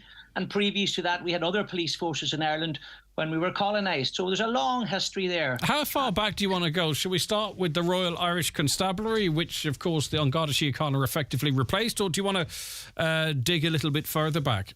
Well, maybe we think of it in the context before actually the English arrived in Ireland and colonised us. We didn't really have a policing system as such, and we talked before about early Irish law and the Brehon Law. It was a self-regulated and self-disciplined society, and if somebody broke the law, a codified law, then there was a punishment, a fine paid by the individual, and if the individual couldn't pay it, it was paid by the family, and the family couldn't pay it, the community would pay it. So that was the system we had, and it was a very interesting policing right, well, system. let's set a scenario in, right? I'm making my own poutine, right? I'm selling it all over the place in my local village. I'm locked all the time. Everyone about me is locked. We're fighting, we're robbing, we're doing all of that. We're in the mid-19th century, let's say. There's no police. What's going on? How do we keep law and order? Yeah, well, what happened then, from what you could say, first of all, very interesting, is back in ancient Irish times, it wouldn't have been poaching, it would have been mead. And the beautiful thing about making alcohol from honey is there's no hangover. It's a natural alcohol, so to speak, and fermenting. So maybe we could go back to that and have less sore heads. How do you spell mead? No, I'm only joking. Go ahead. Honestly, people Googling now how to make it. And we're putting the bars out of business. But no, you're right about that there. How did this regulate? And there was punishments laid down by the Brehons. But as we moved into colonised times, and really with the arrival of 1171 of Henry II, the King of England, his son then was made the Earl of Hibernia in 1177. He started to build Dublin Castle, and with that establishment of Dublin Castle, which is very symbolic of British policing of Ireland, from 1177 to 1922, we have a colonial system of policing, but it wasn't an organised policing system as we would know today. It evolved over time, and initially what they had, say in urban areas, were night watchmen. They were called Charlies, and they only worked at night, and they had kind of hooks to catch people. They would have to go walk around at night and say it's hour at 12 o'clock and cloudy evening. They would shout out the weather. They had little like cricket sounding sticks that if there was a noise, rattles, they would spin the rattle round, and that would alert all the other night watchmen to get the thieves, and that was the kind of system. But they were only part-time, and you're correct, it was only then subsequently, you're talking with what they call the Police Preservation Force, which was established by Robert Peel, who was the Prime Minister of England, but he was in Ireland as a Lord Lieutenant about 1812, and he established this force, and it was the first policing force in either Ireland or England at the time. It was a professional, permanent force, and it was based mostly in Dublin. And that's why often, you know, in our national anthem, you'll hear a Taffy Lav na Biller, the guns that are in the hands of the peelers, and it's Robert Peel, the Prime Minister. So sometimes you might hear the police being called, the guard being called the peelers in Irish, particularly in the Irish language. It goes back to Robert Peel. So how would that have been accepted, I wonder, by the population, in that, you know, it's a new concept? We're borning into it, so it's very easy. But they're going, well, what gives you the right? Who gives you the right to tell me what I can do and what I can't do? I mean, do we know if there was much of a pushback on it, or maybe people welcomed it because, you know, they thought, right, there's a lot of lawlessness and now we have some order? I don't know. I wonder what their attitude was. Well, the population of Ireland would have been somewhat different to as it is today, and it would be much more rural than urban, if that makes sense. So for the urban areas, they would have welcomed peace and security if that was, you know, a concern for people. Other than that, it wasn't really affecting their lives if they were carrying on as normal, so to speak. But what they had in the counties where there would be riots or anti-agrarian, anti-landlord movements, they would have a county police that they moved around from place to place. They weren't permanent. That didn't happen really to the formation of the Irish Constabulary, which led to the Royal Irish Constabulary. And you're talking from really 1822 on, this organised police force was established, and they had about 1,400 barracks throughout the whole length and breadth of Ireland. And this then became the structuring of policing that we've come to know even today. It's the idea of it local, permanent, professionally trained, educated men and women now, at that time men, and they had about 8,500 men, RIC or Irish Constabulary men, about 1840s, and that number grew to about 10, 12,000. Well, you mentioned the Irish Constabulary, Irish Constabulary and the Royal Irish Constabulary. Was the Royal added later, and if so, why? Yeah, well, that's a very good question. They were known as the Irish Constabulary initially, and then they were called the Royal Irish Constabulary after 1867. There was a Fenian Rising in 1867, and the Constabulary had played a major role in suppressing that rising. So Queen Victoria honoured the Irish Constabulary with the title Royal. So then it became the Royal Irish Constabulary. And we know later on when they were disbanded in 1922, in the 6 counties, it became known as the RUC, the Royal Ulster Constabulary. Now, when we talk about them being disbanded, though, I presume some members of the RIC then became members of the Free State Gardaí. Like, how big of a transition from the one force to the other? I mean, was the new police effectively just a new name, or was it a ranch and root and branch change? Yeah, that's a very interesting question, and it was a very controversial question. And one must remember, you know, we'd been with the War of Independence, 1919 to 1921.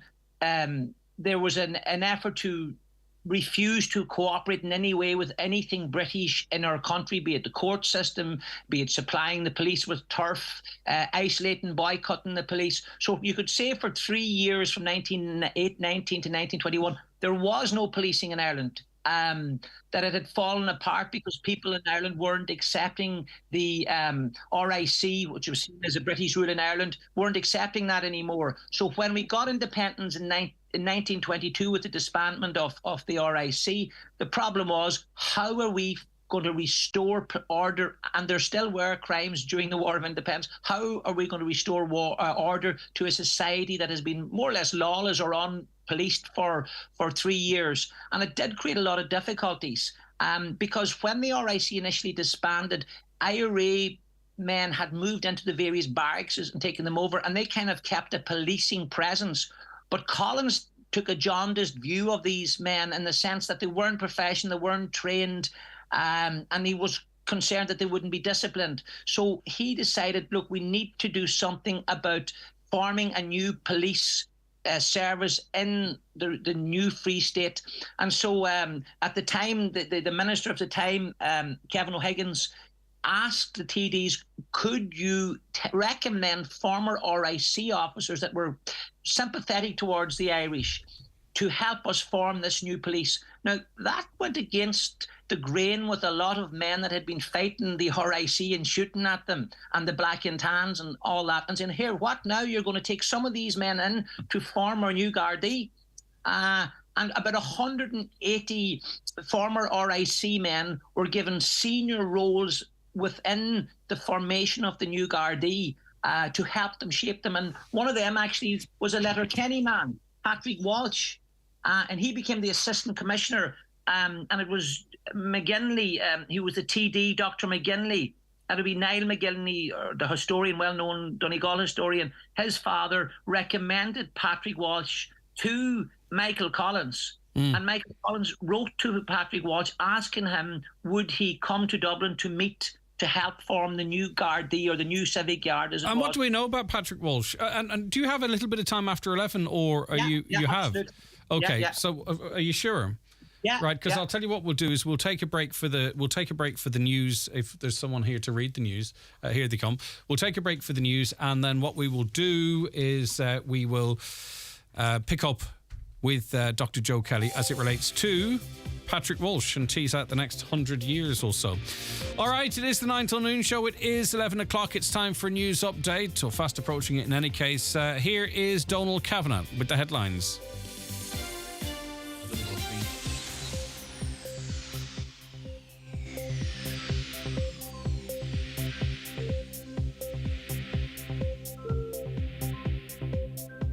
Okay, slight problem with the mics there. Here is Donald Kavanagh.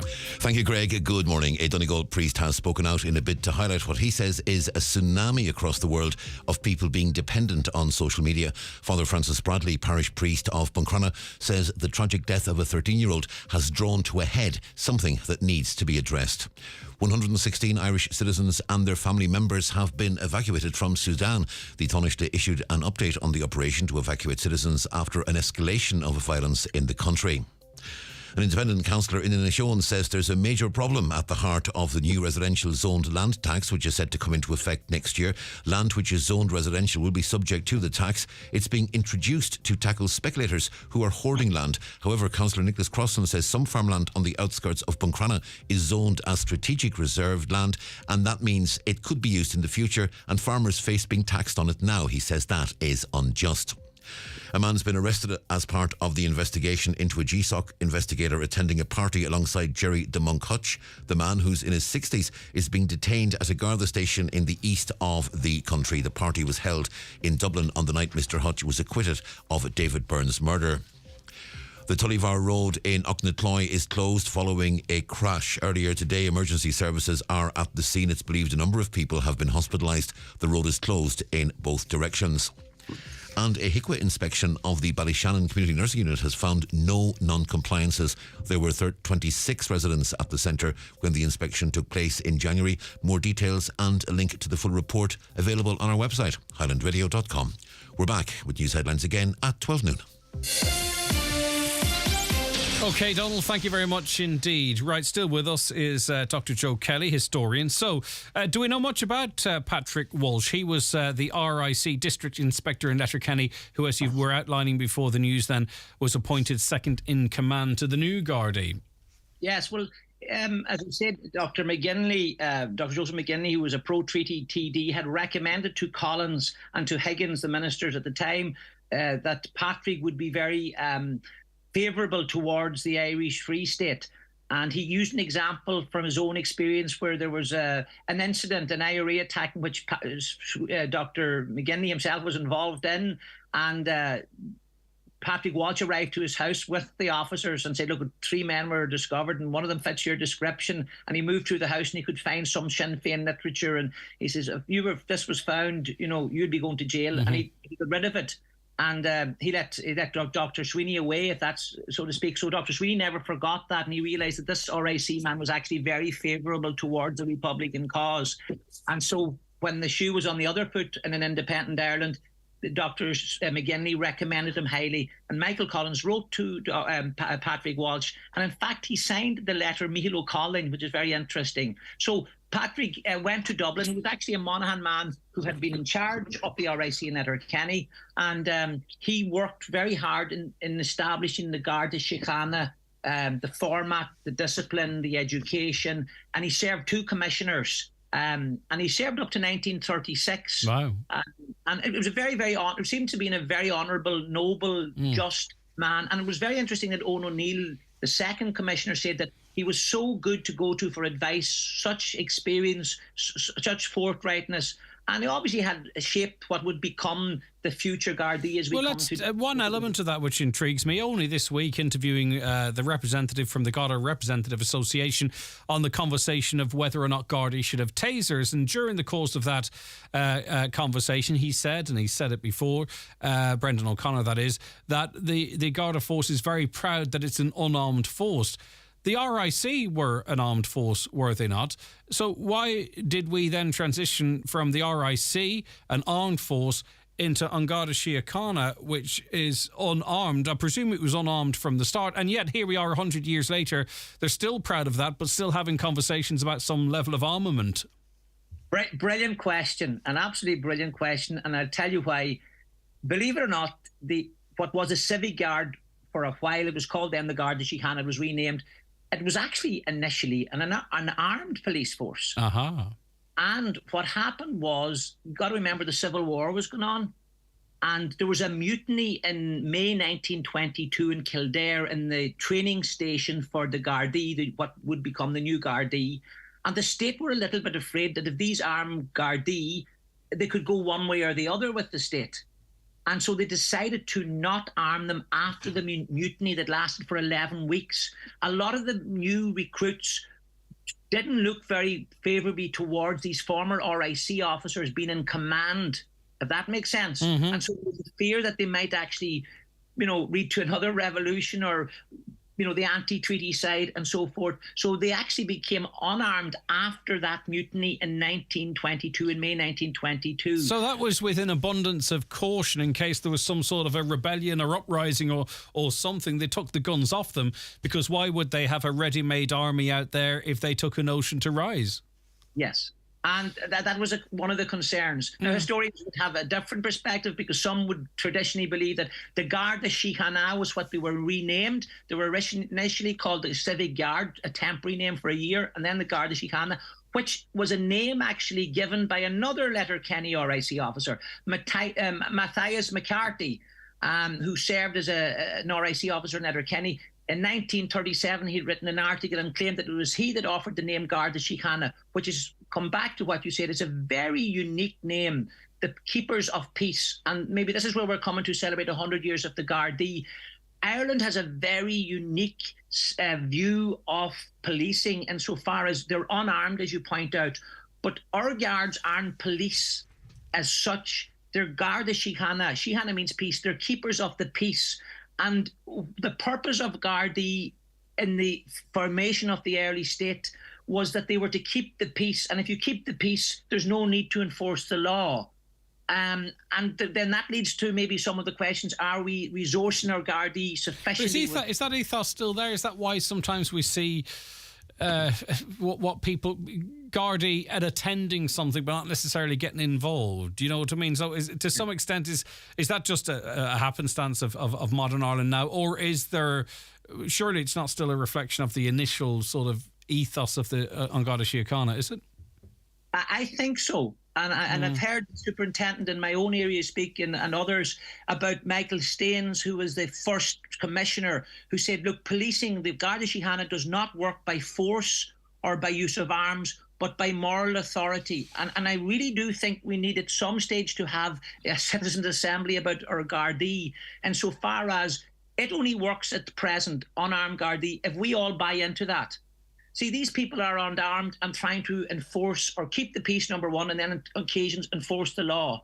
And they're unarmed. And the only way this works is if we buy into it and say, yes, we give you the authority to enforce the law of this country, to regulate this country. But our society is changing very rapidly. I mean, there's been 89 Gardaí killed over the history of the state. The last one was Mayo Guard there back in, I think it was 2021, shot dead. No gun, nothing to protect them. And another then in 2016, I think, as well.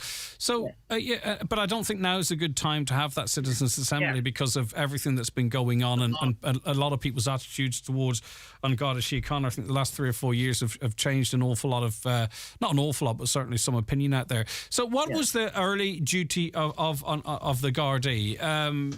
Because they had some peculiar kind of responsibilities in a modern context anyway. Absolutely. As far as from video cams and from all those things we talk about and guard the car and patrolling, the things that they did was they were very basic to the community, and the Gardaí lived in the community or in the barracks. And just to point out, we still call some of the police stations barracks. Oh, yeah. But they're not barracks, because barracks is a military institution. It's by default we say that, and everybody does. It's a military institution in which was armed. And there's a great book by Walter Macklin called The Scorching Wind. And the two brothers are either side of the Civil War. And one says there's 600 years of history between a police station and a barracks. A police station, in our case, is a non-armed station. A barracks was a military institution. And it's interesting that the RIC always had a barracks. The English always thought that we control Ireland by arms.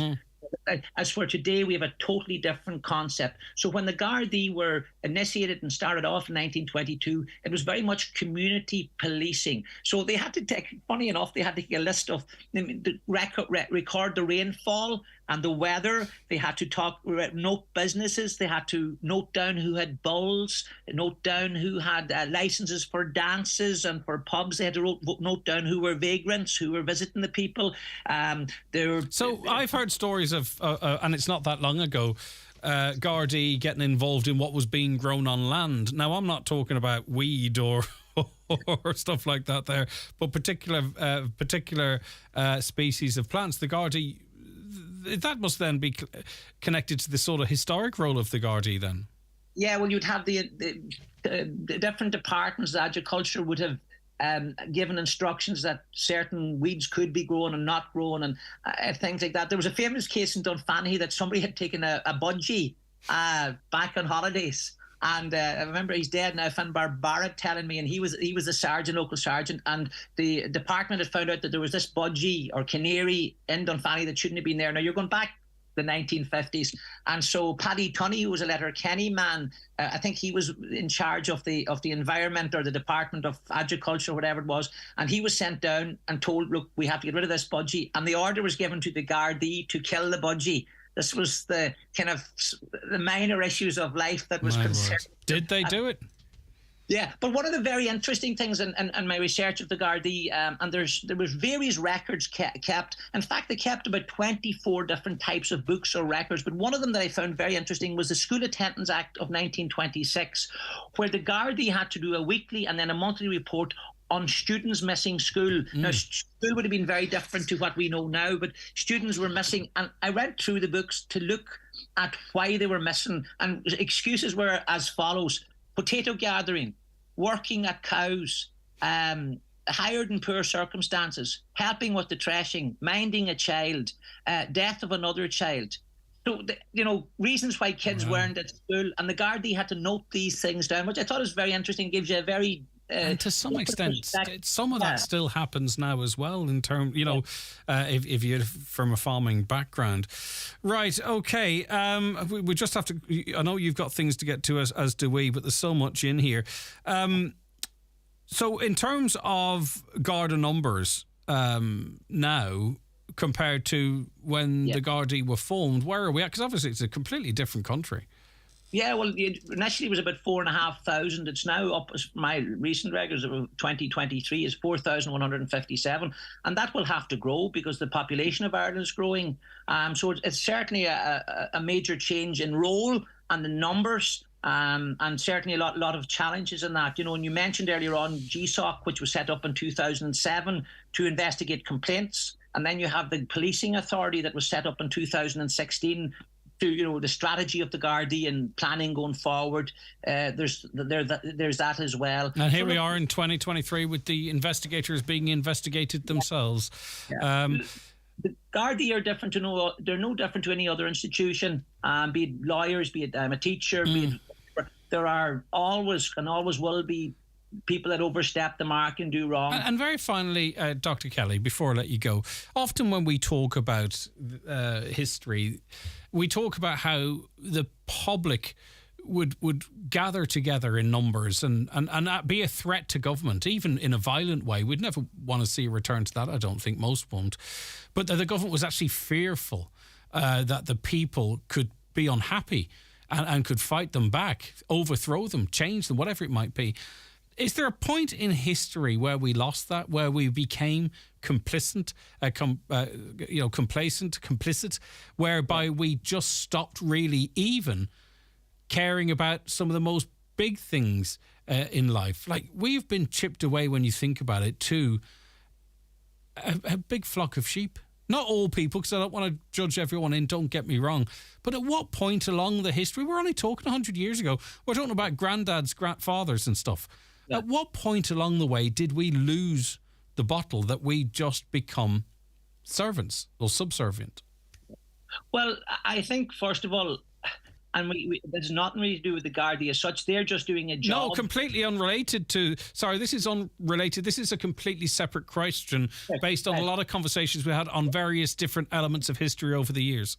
Well, I would say for one, and I'm just maybe talking from my own personal experience, we're so busy trying to live and pay bills, get on with life, children, so on and so forth, that we don't have time at times to put energy into changing things, and we're being forced to accept a lot of things in life because we don't have the energy or the time to try to fight these things. But look, it's coming to a point where people have to decide, you know, what it is they want and what's a priority for them. And maybe we've realised that politics, if politicians thought for a minute that votes would change things, they wouldn't give us a vote.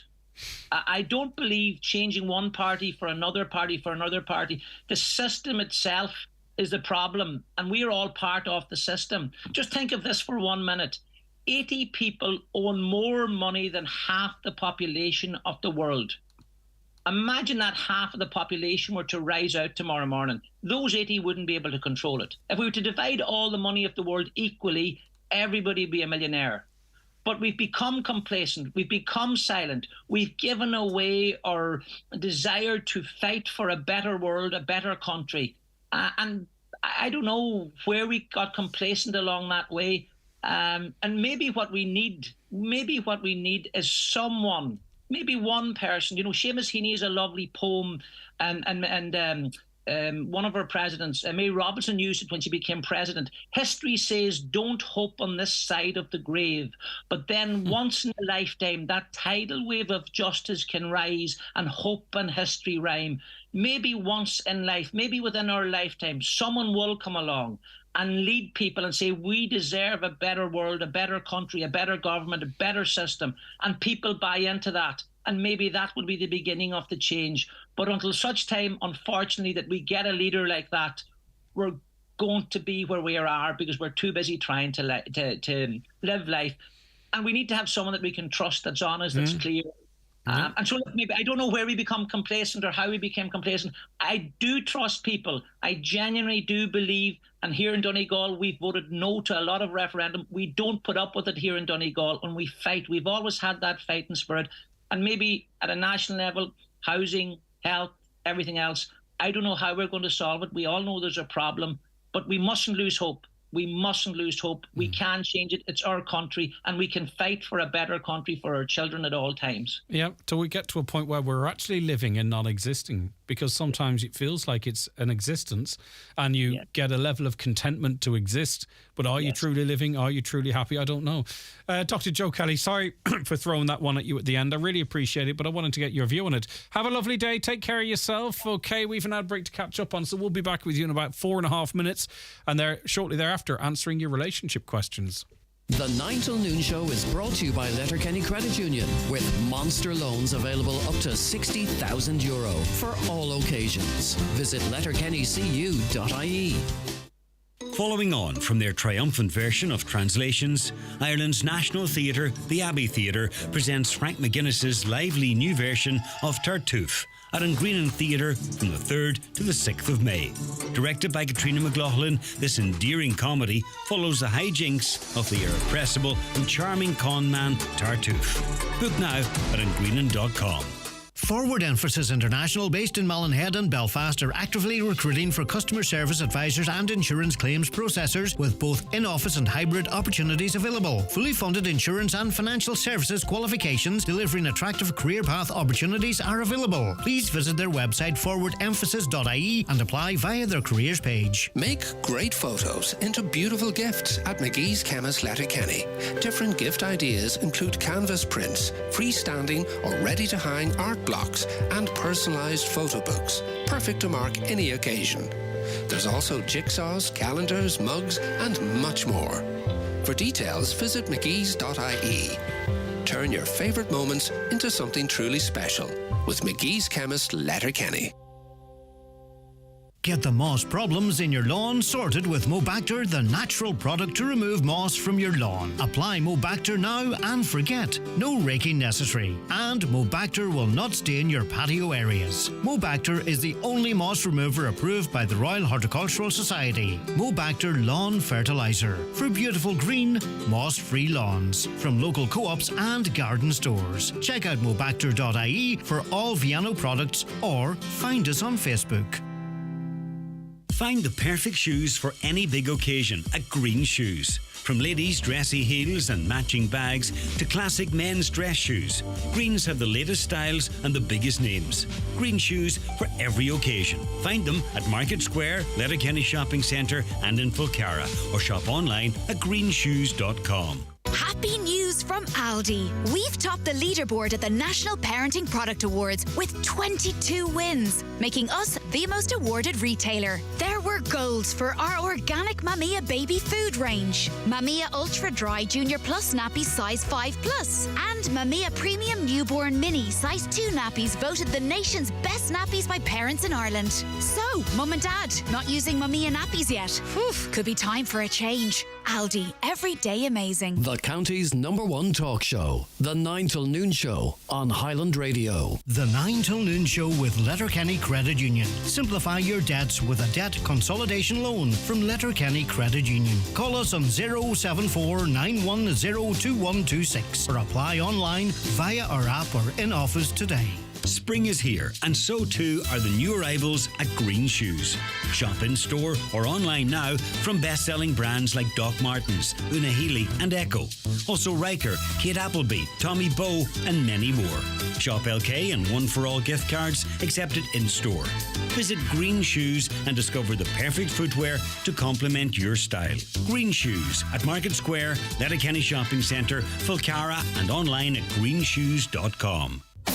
Shop LK at Brian McCormick Sports and Leisure, Main Street, Letterkenny. New, fresh colours in women's sportswear from Nike and Under Armour. Get that new look with some bright colours. Quarter zips with t-shirts and fitness bottoms. Match it up with some new arrivals in our footwear for women. Brooks, Hoka and On Running gives you a unique comfort sensation. View our new arrivals. Click on bmcsports.ie for your free delivery.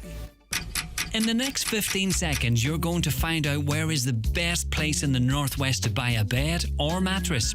It's Restex Beds and Furniture Mountaintop, Letterkenny, where comfort meets style.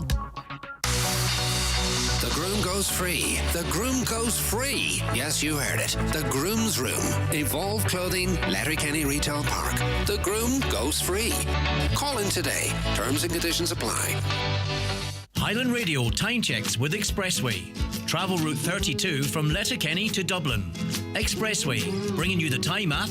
The time is 22 minutes past 11 and delighted to welcome back onto the 9 till Noon show psychotherapist, author and coach Keely Taverna. Good morning to you, Keely. How are you keeping? All is well. How are you? Same. Everything's going okay. But we've got tons of questions in today. I don't know if it's the time of the year or what's going on, so we might crack on if that's all right, Keely. Absolutely. A caller says, "Hi, Greg. I feel like I can't talk to my partner about anything, whether it's my job or relationship. He just talks non-stop about himself. What can I do to make him listen?"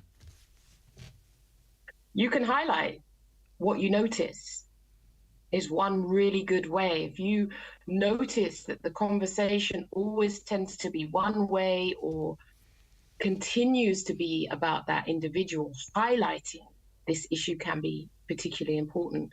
But also we can also interject as well and try to flip the conversation so it becomes two-way.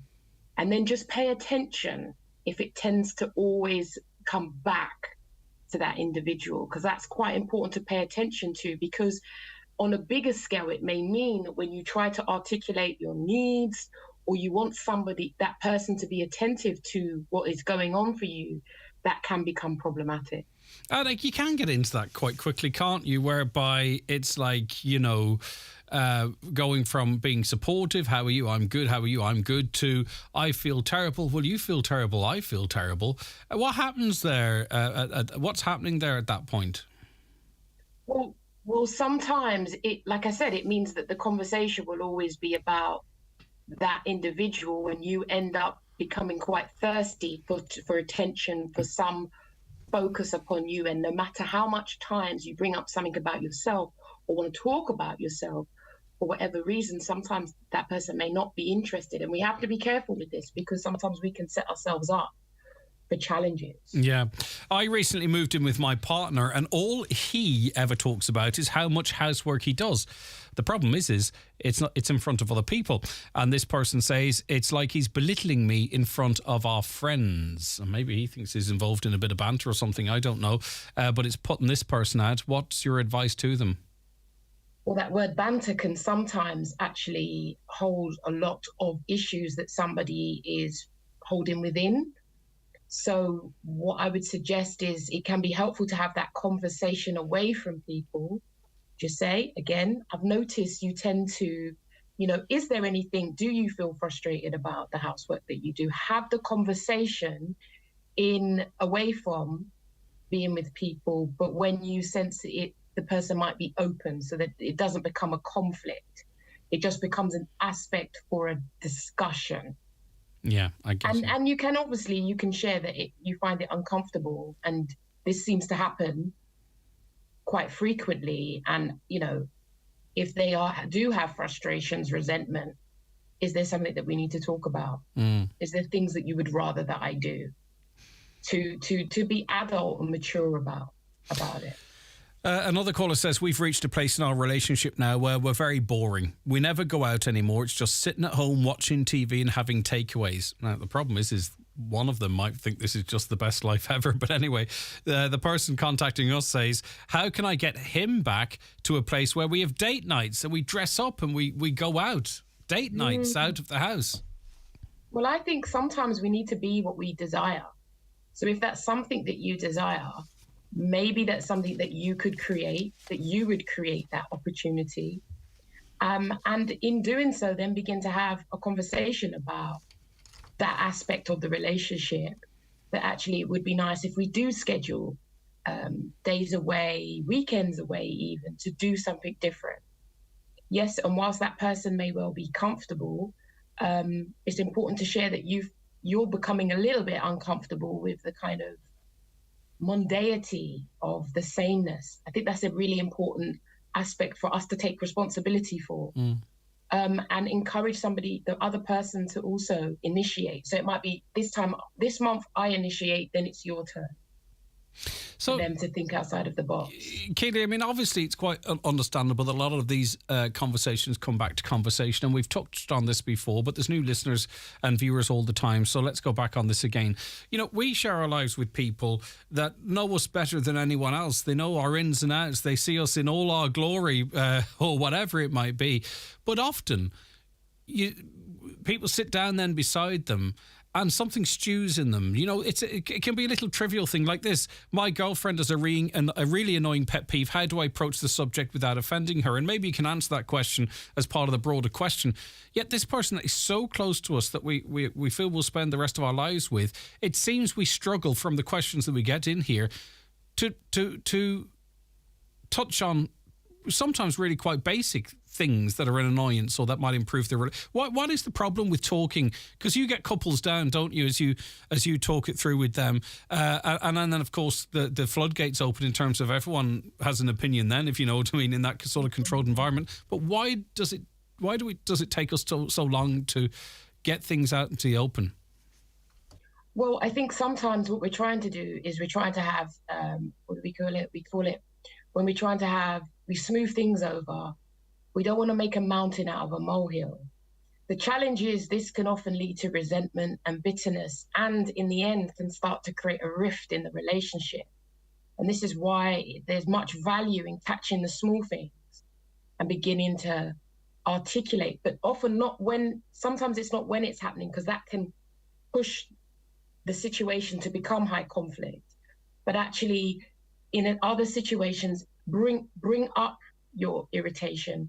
And sometimes, there's relationship cards that you can also get to initiate conversations about, what are the things that you appreciate, what don't you appreciate.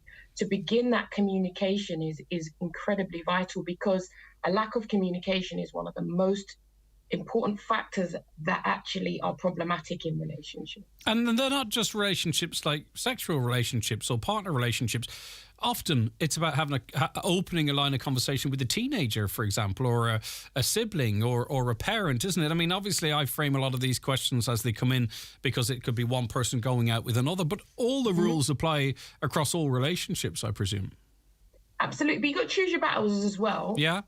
Sometimes you have to choose your battles, and you have to work with whether it's something you can also compromise. Some of us, some things we have to learn to accept as a part of the individual, because trying to change someone into something that they are not is not healthy, it's not wise.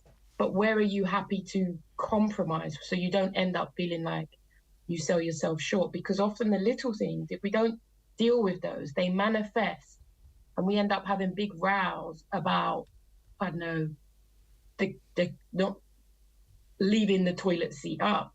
But actually it's symbolic of something deeper. And as a therapist, I'm always trying to get to, it's not the situation, it's what principle lies underneath. So it's easier for us to talk about the we on the seat and vent a little bit than it is to really talk about what might be triggering something trivial enough being annoying. I'm not saying it's trivial, but yeah, okay, I get you.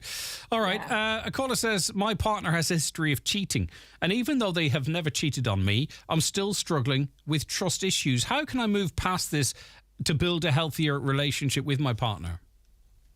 Okay, so the challenge is, their history, that they have a history of cheating. However, you don't think that's the situation for yourself in your own relationship. But this may be about your own insecurities, and that is actually work for us to do independently. What is it about trust what is it? Do you trust yourself is always the question I'm curious about. Do you lack trust in yourself? So if we lack trust in ourselves, we're often looking for our validation outside of ourselves. Trust issues can sometimes stem back to our attachment issues. If we had parents who we couldn't trust would meet our basic needs, it means that we then as an adult go out into the world having lack of trust in ourselves, which often can manifest itself into our intimate relationships. I think that's definitely inner work to focus upon. Yeah, but then there's external factors. This person might have friends that are saying to them, oh, Lefford never changes their spots or whatever. They could feel they're being chipped away from the outside as well. Well, absolutely. But if we all have histories. If there isn't any evidence to suggest that somebody is lying to you or cheating on you, and if you believe that, and there's nothing about their behavior that you find suspicious, the phone behavior is always interesting, holding onto phones, keeping phones, hiding phones. Sometimes there's two phones. If there's not, then that is actually your own stuff. Yeah, okay. They're not actually living in the past. They're living in the partner's past, which is perhaps not very healthy at all. Yeah, which can link to retro something jealousy. The book I'm reading at the moment, retrojective. I'm doing the word of just disservice. I know exactly what you're saying, though. You're getting jealous about a situation you're not really a part of as such, yeah. Absolutely. You can end up living in that space. Okay, two more if you have time, if that's okay. My partner and I come from different cultural backgrounds and our families just simply don't get along. How do you navigate this issue to make things work? I think it's very challenging. When you look at, let's just take Meghan and Harry. Those cultural differences are particularly profound. And it's most definitely a challenge. You've also got class challenges, cultures, customs that can also create conflict. Can you have it all then? Are some problems too big to overcome? Sometimes it can be. I think we have to be very reluctant.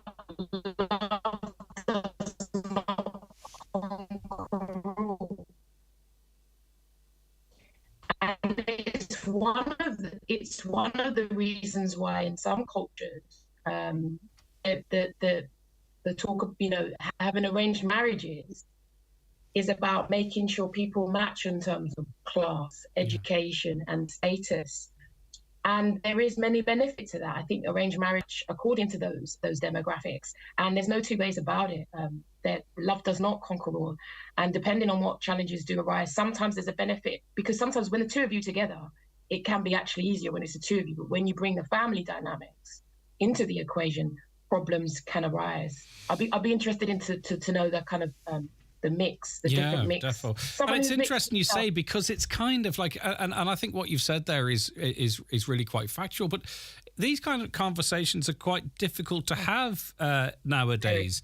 Because for fear of a backlash or being cancelled or something. But we have to be able to talk about realities too, don't we, Keely? Because this is people's lives, and Absolutely. Things have been established for reasons sometimes, and not necessarily the terribly negative reasons that people might try to attribute to them either. Exactly. It's one of the reasons why I believe it's really important to have culturally competent therapists. So if you do go to a therapist, that they're culturally competent, so they understand how important those factors, the cultural, race, class elements, feature into the relationship. Because often if they're missed, it can mean that there's a lack of depth in terms of getting the support. And hey, someone might say, pack your bags, move somewhere else, and live your lives together. But the bottom line is, after a while, those family connections start tugging, and then other types of problems start, and that's why it's so bloody complex. Well, to be honest, if you've married into a family, say an Asian family, which come from a collective community, it's very family-based. There is no I, it's a we culture. And if, for example, you've married a Westerner, which tends to be I culture, those are massive challenges that can impact on the relationship, and something that must be paid attention to. All right. Keely, one more if you don't mind. Can you ask Keely what a non-custodial parent should do if the other parent is alienating their children against them, i.e. bad-mouthing them, vilification, lying, breaching access agreements, etc.? What would she say to her ex and child? Is there any way to stop this form of, they call it child abuse, I'm not questioning them, but other people might feel that word's a bit emotive, and the coercive control, but not named in legislation in this country, Keely. Hence, it's not recognised then by the likes of our child services, mental health services. So I think this person wants you to speak to the person who is bad-mouthing them, vilifying them and lying to them, and denying them access to their children. So rather than them seeking advice, I think they're sort of saying, well, what would you say to the person who they believe responsible for this type of action? Well, for example, if you're dealing with somebody who might have a personality disorder, who's manipulative and controlling, you've mentioned the word coercive control, brings up the word narcissism, which is an area I specialise in. I think you have to be particularly mindful, and I think having legal frameworks in place is incredibly important.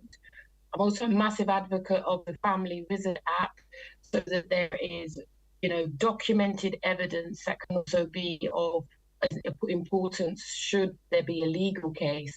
But I think there's individual, because those people with those types of personalities do not take too well to being challenged, and it can exacerbate the situation. My encouragement would be to seek legal advice and get a legal framework in place so that there's crystal clear clarity about how the arrangements will take place. And with regards to the child, again, I'm a massive advocate of getting therapy for the child, family therapy, which can be complex when dealing with the reality is it's a tricky situation. And I think parents need to realise what potentially, if not inevitably, their actions are going to mean, not only for the child in the moment, but how they function in society and in relationships as adults. But if you're dealing with a very difficult personality type, you're not going to get that rationale. You're just not going to, and it's going to feel like banging your head against a brick wall. one of the benefits of putting a legal framework in place is that it's solid, and that is something that I really do encourage. All right, Keely Taverna, thank you so much. Psychotherapist, author and coach. How do people get more details on the work that you do? Because you do some of this work remotely, and I think for a lot of people listening to this, actually, to be able to have access to services outside of the immediate area, because, you know, we're a small country, let alone a region thereof it. So, Keely, how do people find out more about you and your work? You can find me at keyforchange.com. All right, lovely stuff. Thanks so much as always. Apologies for some slight breakdowns in the line there, but listen, we got there in the end, got most of it out. Okay, back with more shortly. Watch the show live now on YouTube, Facebook and at highlandradio.com.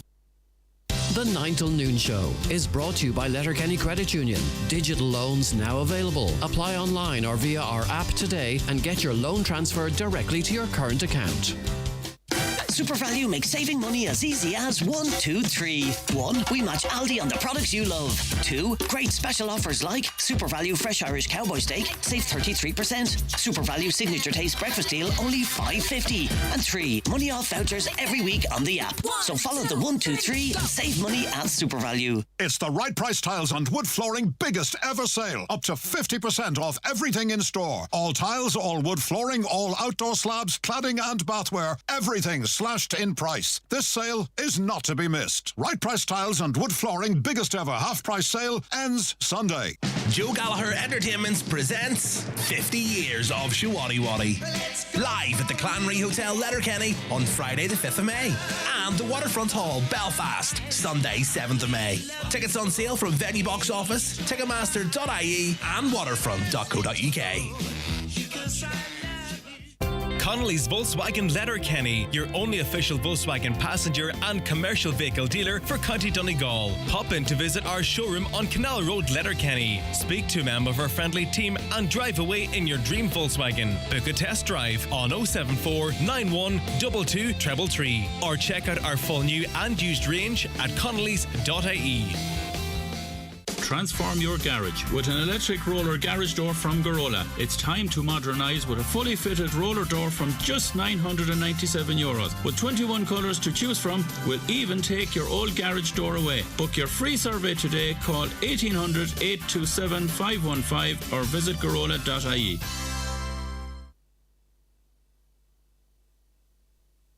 Okay, you're very welcome back to the 9 till noon show. We welcome on to the programme now Antoinette Keegan, who is a Stardust campaigner. And as you would know, the inquest into the Stardust fire, which claimed 48 lives in Dublin 42 years ago, got underway this week and has been hearing emotional testimony, which it will for the next number of weeks. And of course, given the nature of the inquest, it's going to be right throughout it. Antoinette, thank you for joining us. How are you feeling, Antoinette? It must be just a massive range and mix of emotions for you. It is, and good morning to you, Greg, and thanks for having me on your radio show. It's a massive week. Well, the inquest being opened, it's like a weight gone off my shoulders anyway, that it's finally happened after 42 years. A huge campaign, like this is from day one, 1981, right up to now, to this day. We've campaigned for truth and justice, and we wanted the answers, and finally they're on the way now. And, you know, people like yourself able to attend this inquest, but as you say, it's been campaigned for so long, and you can't help but think, and you particularly think of those that were campaigning for this but haven't lived to see it actually happening. I mean, it's heartbreaking when you think about it. It is. Like my father, John Keegan, he was the campaigner from 1981 up to the day that he passed away, which was December 1986. And then my mother followed suit. Then she became the campaigner, and she for half her life, like, looking for justice for her two beautiful daughters, Mary and Martina, and 46 other victims. It's been a long road for her, but like that, she has said that she'd never give up, and to her dying bed that she would continue. And she passed away on the 14th of July 2020, and all she kept asking was, when is the inquest starting? Yeah. So she just was so determined, to get the truth out there for our loved ones, that died in the Stardust. and she wanted answers of why and how they died. And just the life that your mum led, dealing with the loss of her two beautiful daughters, as you say, Mary and Martina, having to try and move forward, caring for remaining siblings and people as well, having to be strong in that regard, and then having to find time to campaign so hard for something as simple, it should be as simple as the truth, to dedicate so much of her life, her adult life particularly, to that. What an amazing woman! What a burden too at the same time. She was, and I have to say, for such a small, beautiful woman, she was a Trojan, absolute Trojan. The strength that she portrayed, right, was absolutely fantastic. I have to say, I would never ever walk in my mother's shoes, right, because the strength and power that she had, and she was a force against, like, the government, that she would never give up. And it's through my mother now that this inquest has opened, because she fought so hard for it, and I honour both my parents, right, for what they've done, right, and it's been very, very tough for all of us, like my brothers and sisters, and even like the grandchildren, because we've gone into a fourth generation now. Like, I have a grandson, and like he's only 12, and he knows all about her. And my sister has a granddaughter, and her granddaughter knows all about her too. Like, they're so young, like that, like they've grown up with it. How?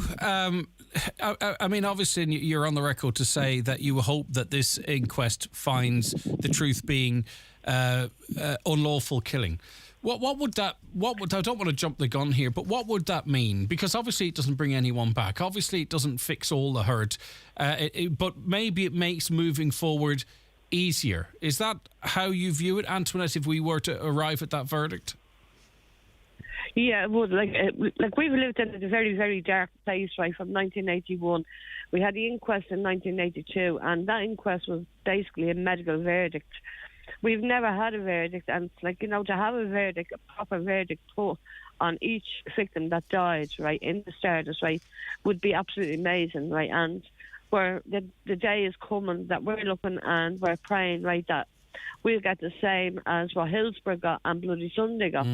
That's what we're hoping for, because, like, the truth and it has to come out, and then the evidence from the witnesses and the experts is that this is the first time that it's ever been put out there in an inquest, and it's a huge inquest, right, the biggest inquest in the history of the state. So, like, it's going to take approximately 6 months, right, but we have enough time, like, but with this time we want to get it done right, and we want the truth on public record of what happened to our loved ones. Yeah, for sure. And the first part of this, and this has been taken from other inquests, is we are hearing about the 48 people that passed away, and we have family members or other appointees talking about their loved one. Is this difficult? Is it liberating? Is it important to get who they were onto the record? How does that part of this inquest play into your emotions, Antoinette?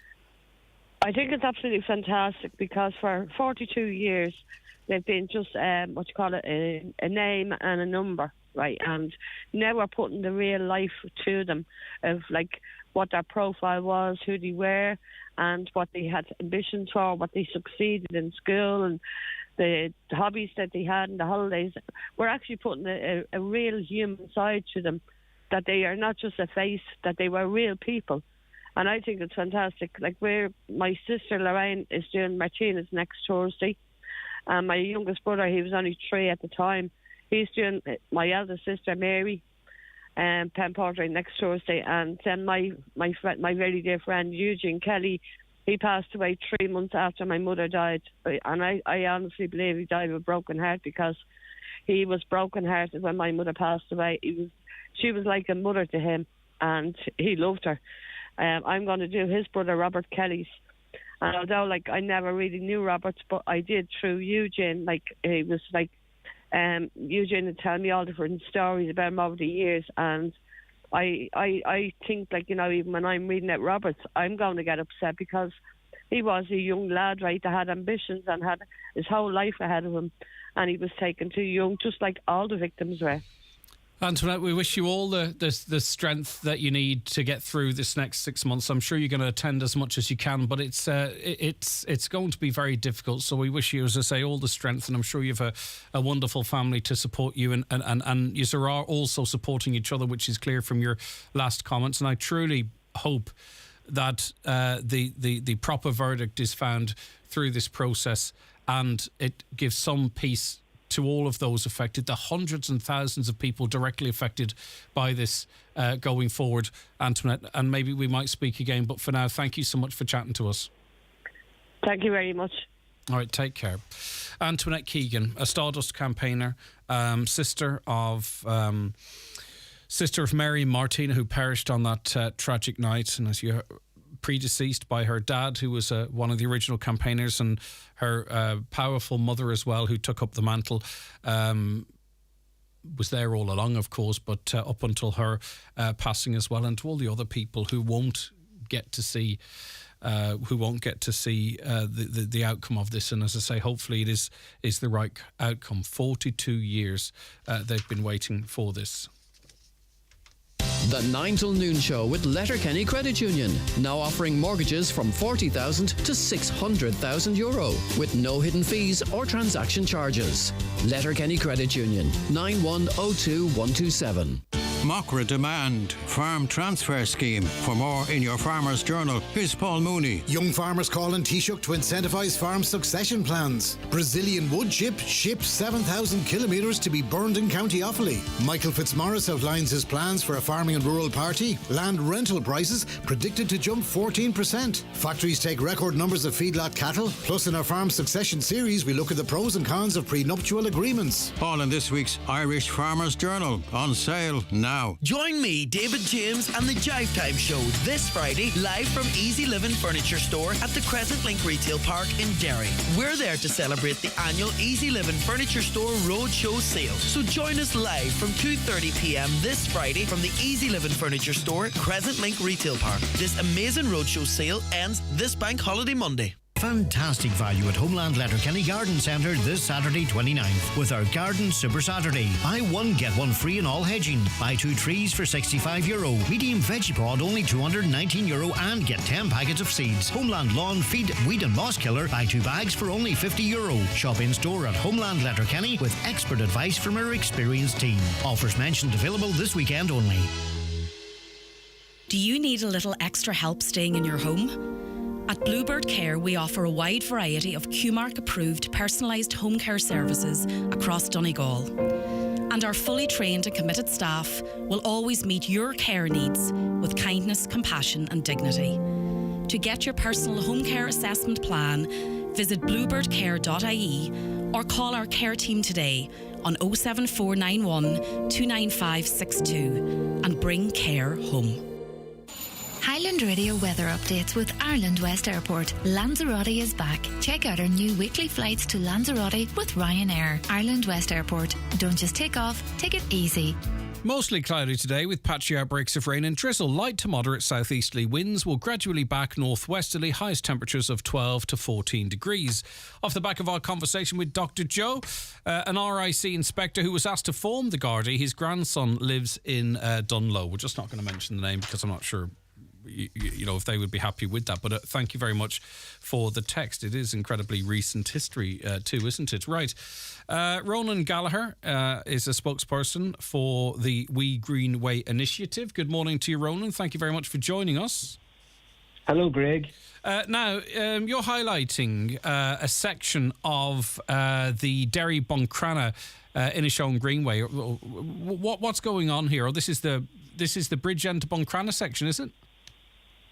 Yes, it is. So I've been in touch with the council for a little bit of background. This is a project that I championed from approximately 2013, 2014, and I managed to persuade Donegal and Derry councils to look for funding to build the Inishowen Greenway. And the council officials at the time, through 2015, 16 and 17, did a sterling job to secure EU funding for this, and then I was subsequently employed on the project. But since my employment has ended with Donegal County Council, it seems to have gone very, very quiet. with regard to the Donegal or the Derry Buncrana section of the Inishowen Greenway. And although the route corridor for that section was published over 2.5 years ago, so I've asked the council, where are we with the plan to submit this route for to An Bord Pleanála for planning?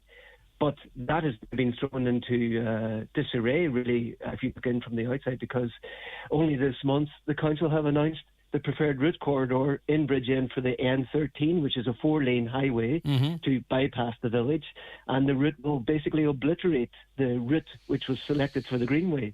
So it has just, the Greenway's been brushed aside in favour of this 4-lane road, effectively. That was actually going to be my next question, because I was curious if that most recent announcement is... so that means then...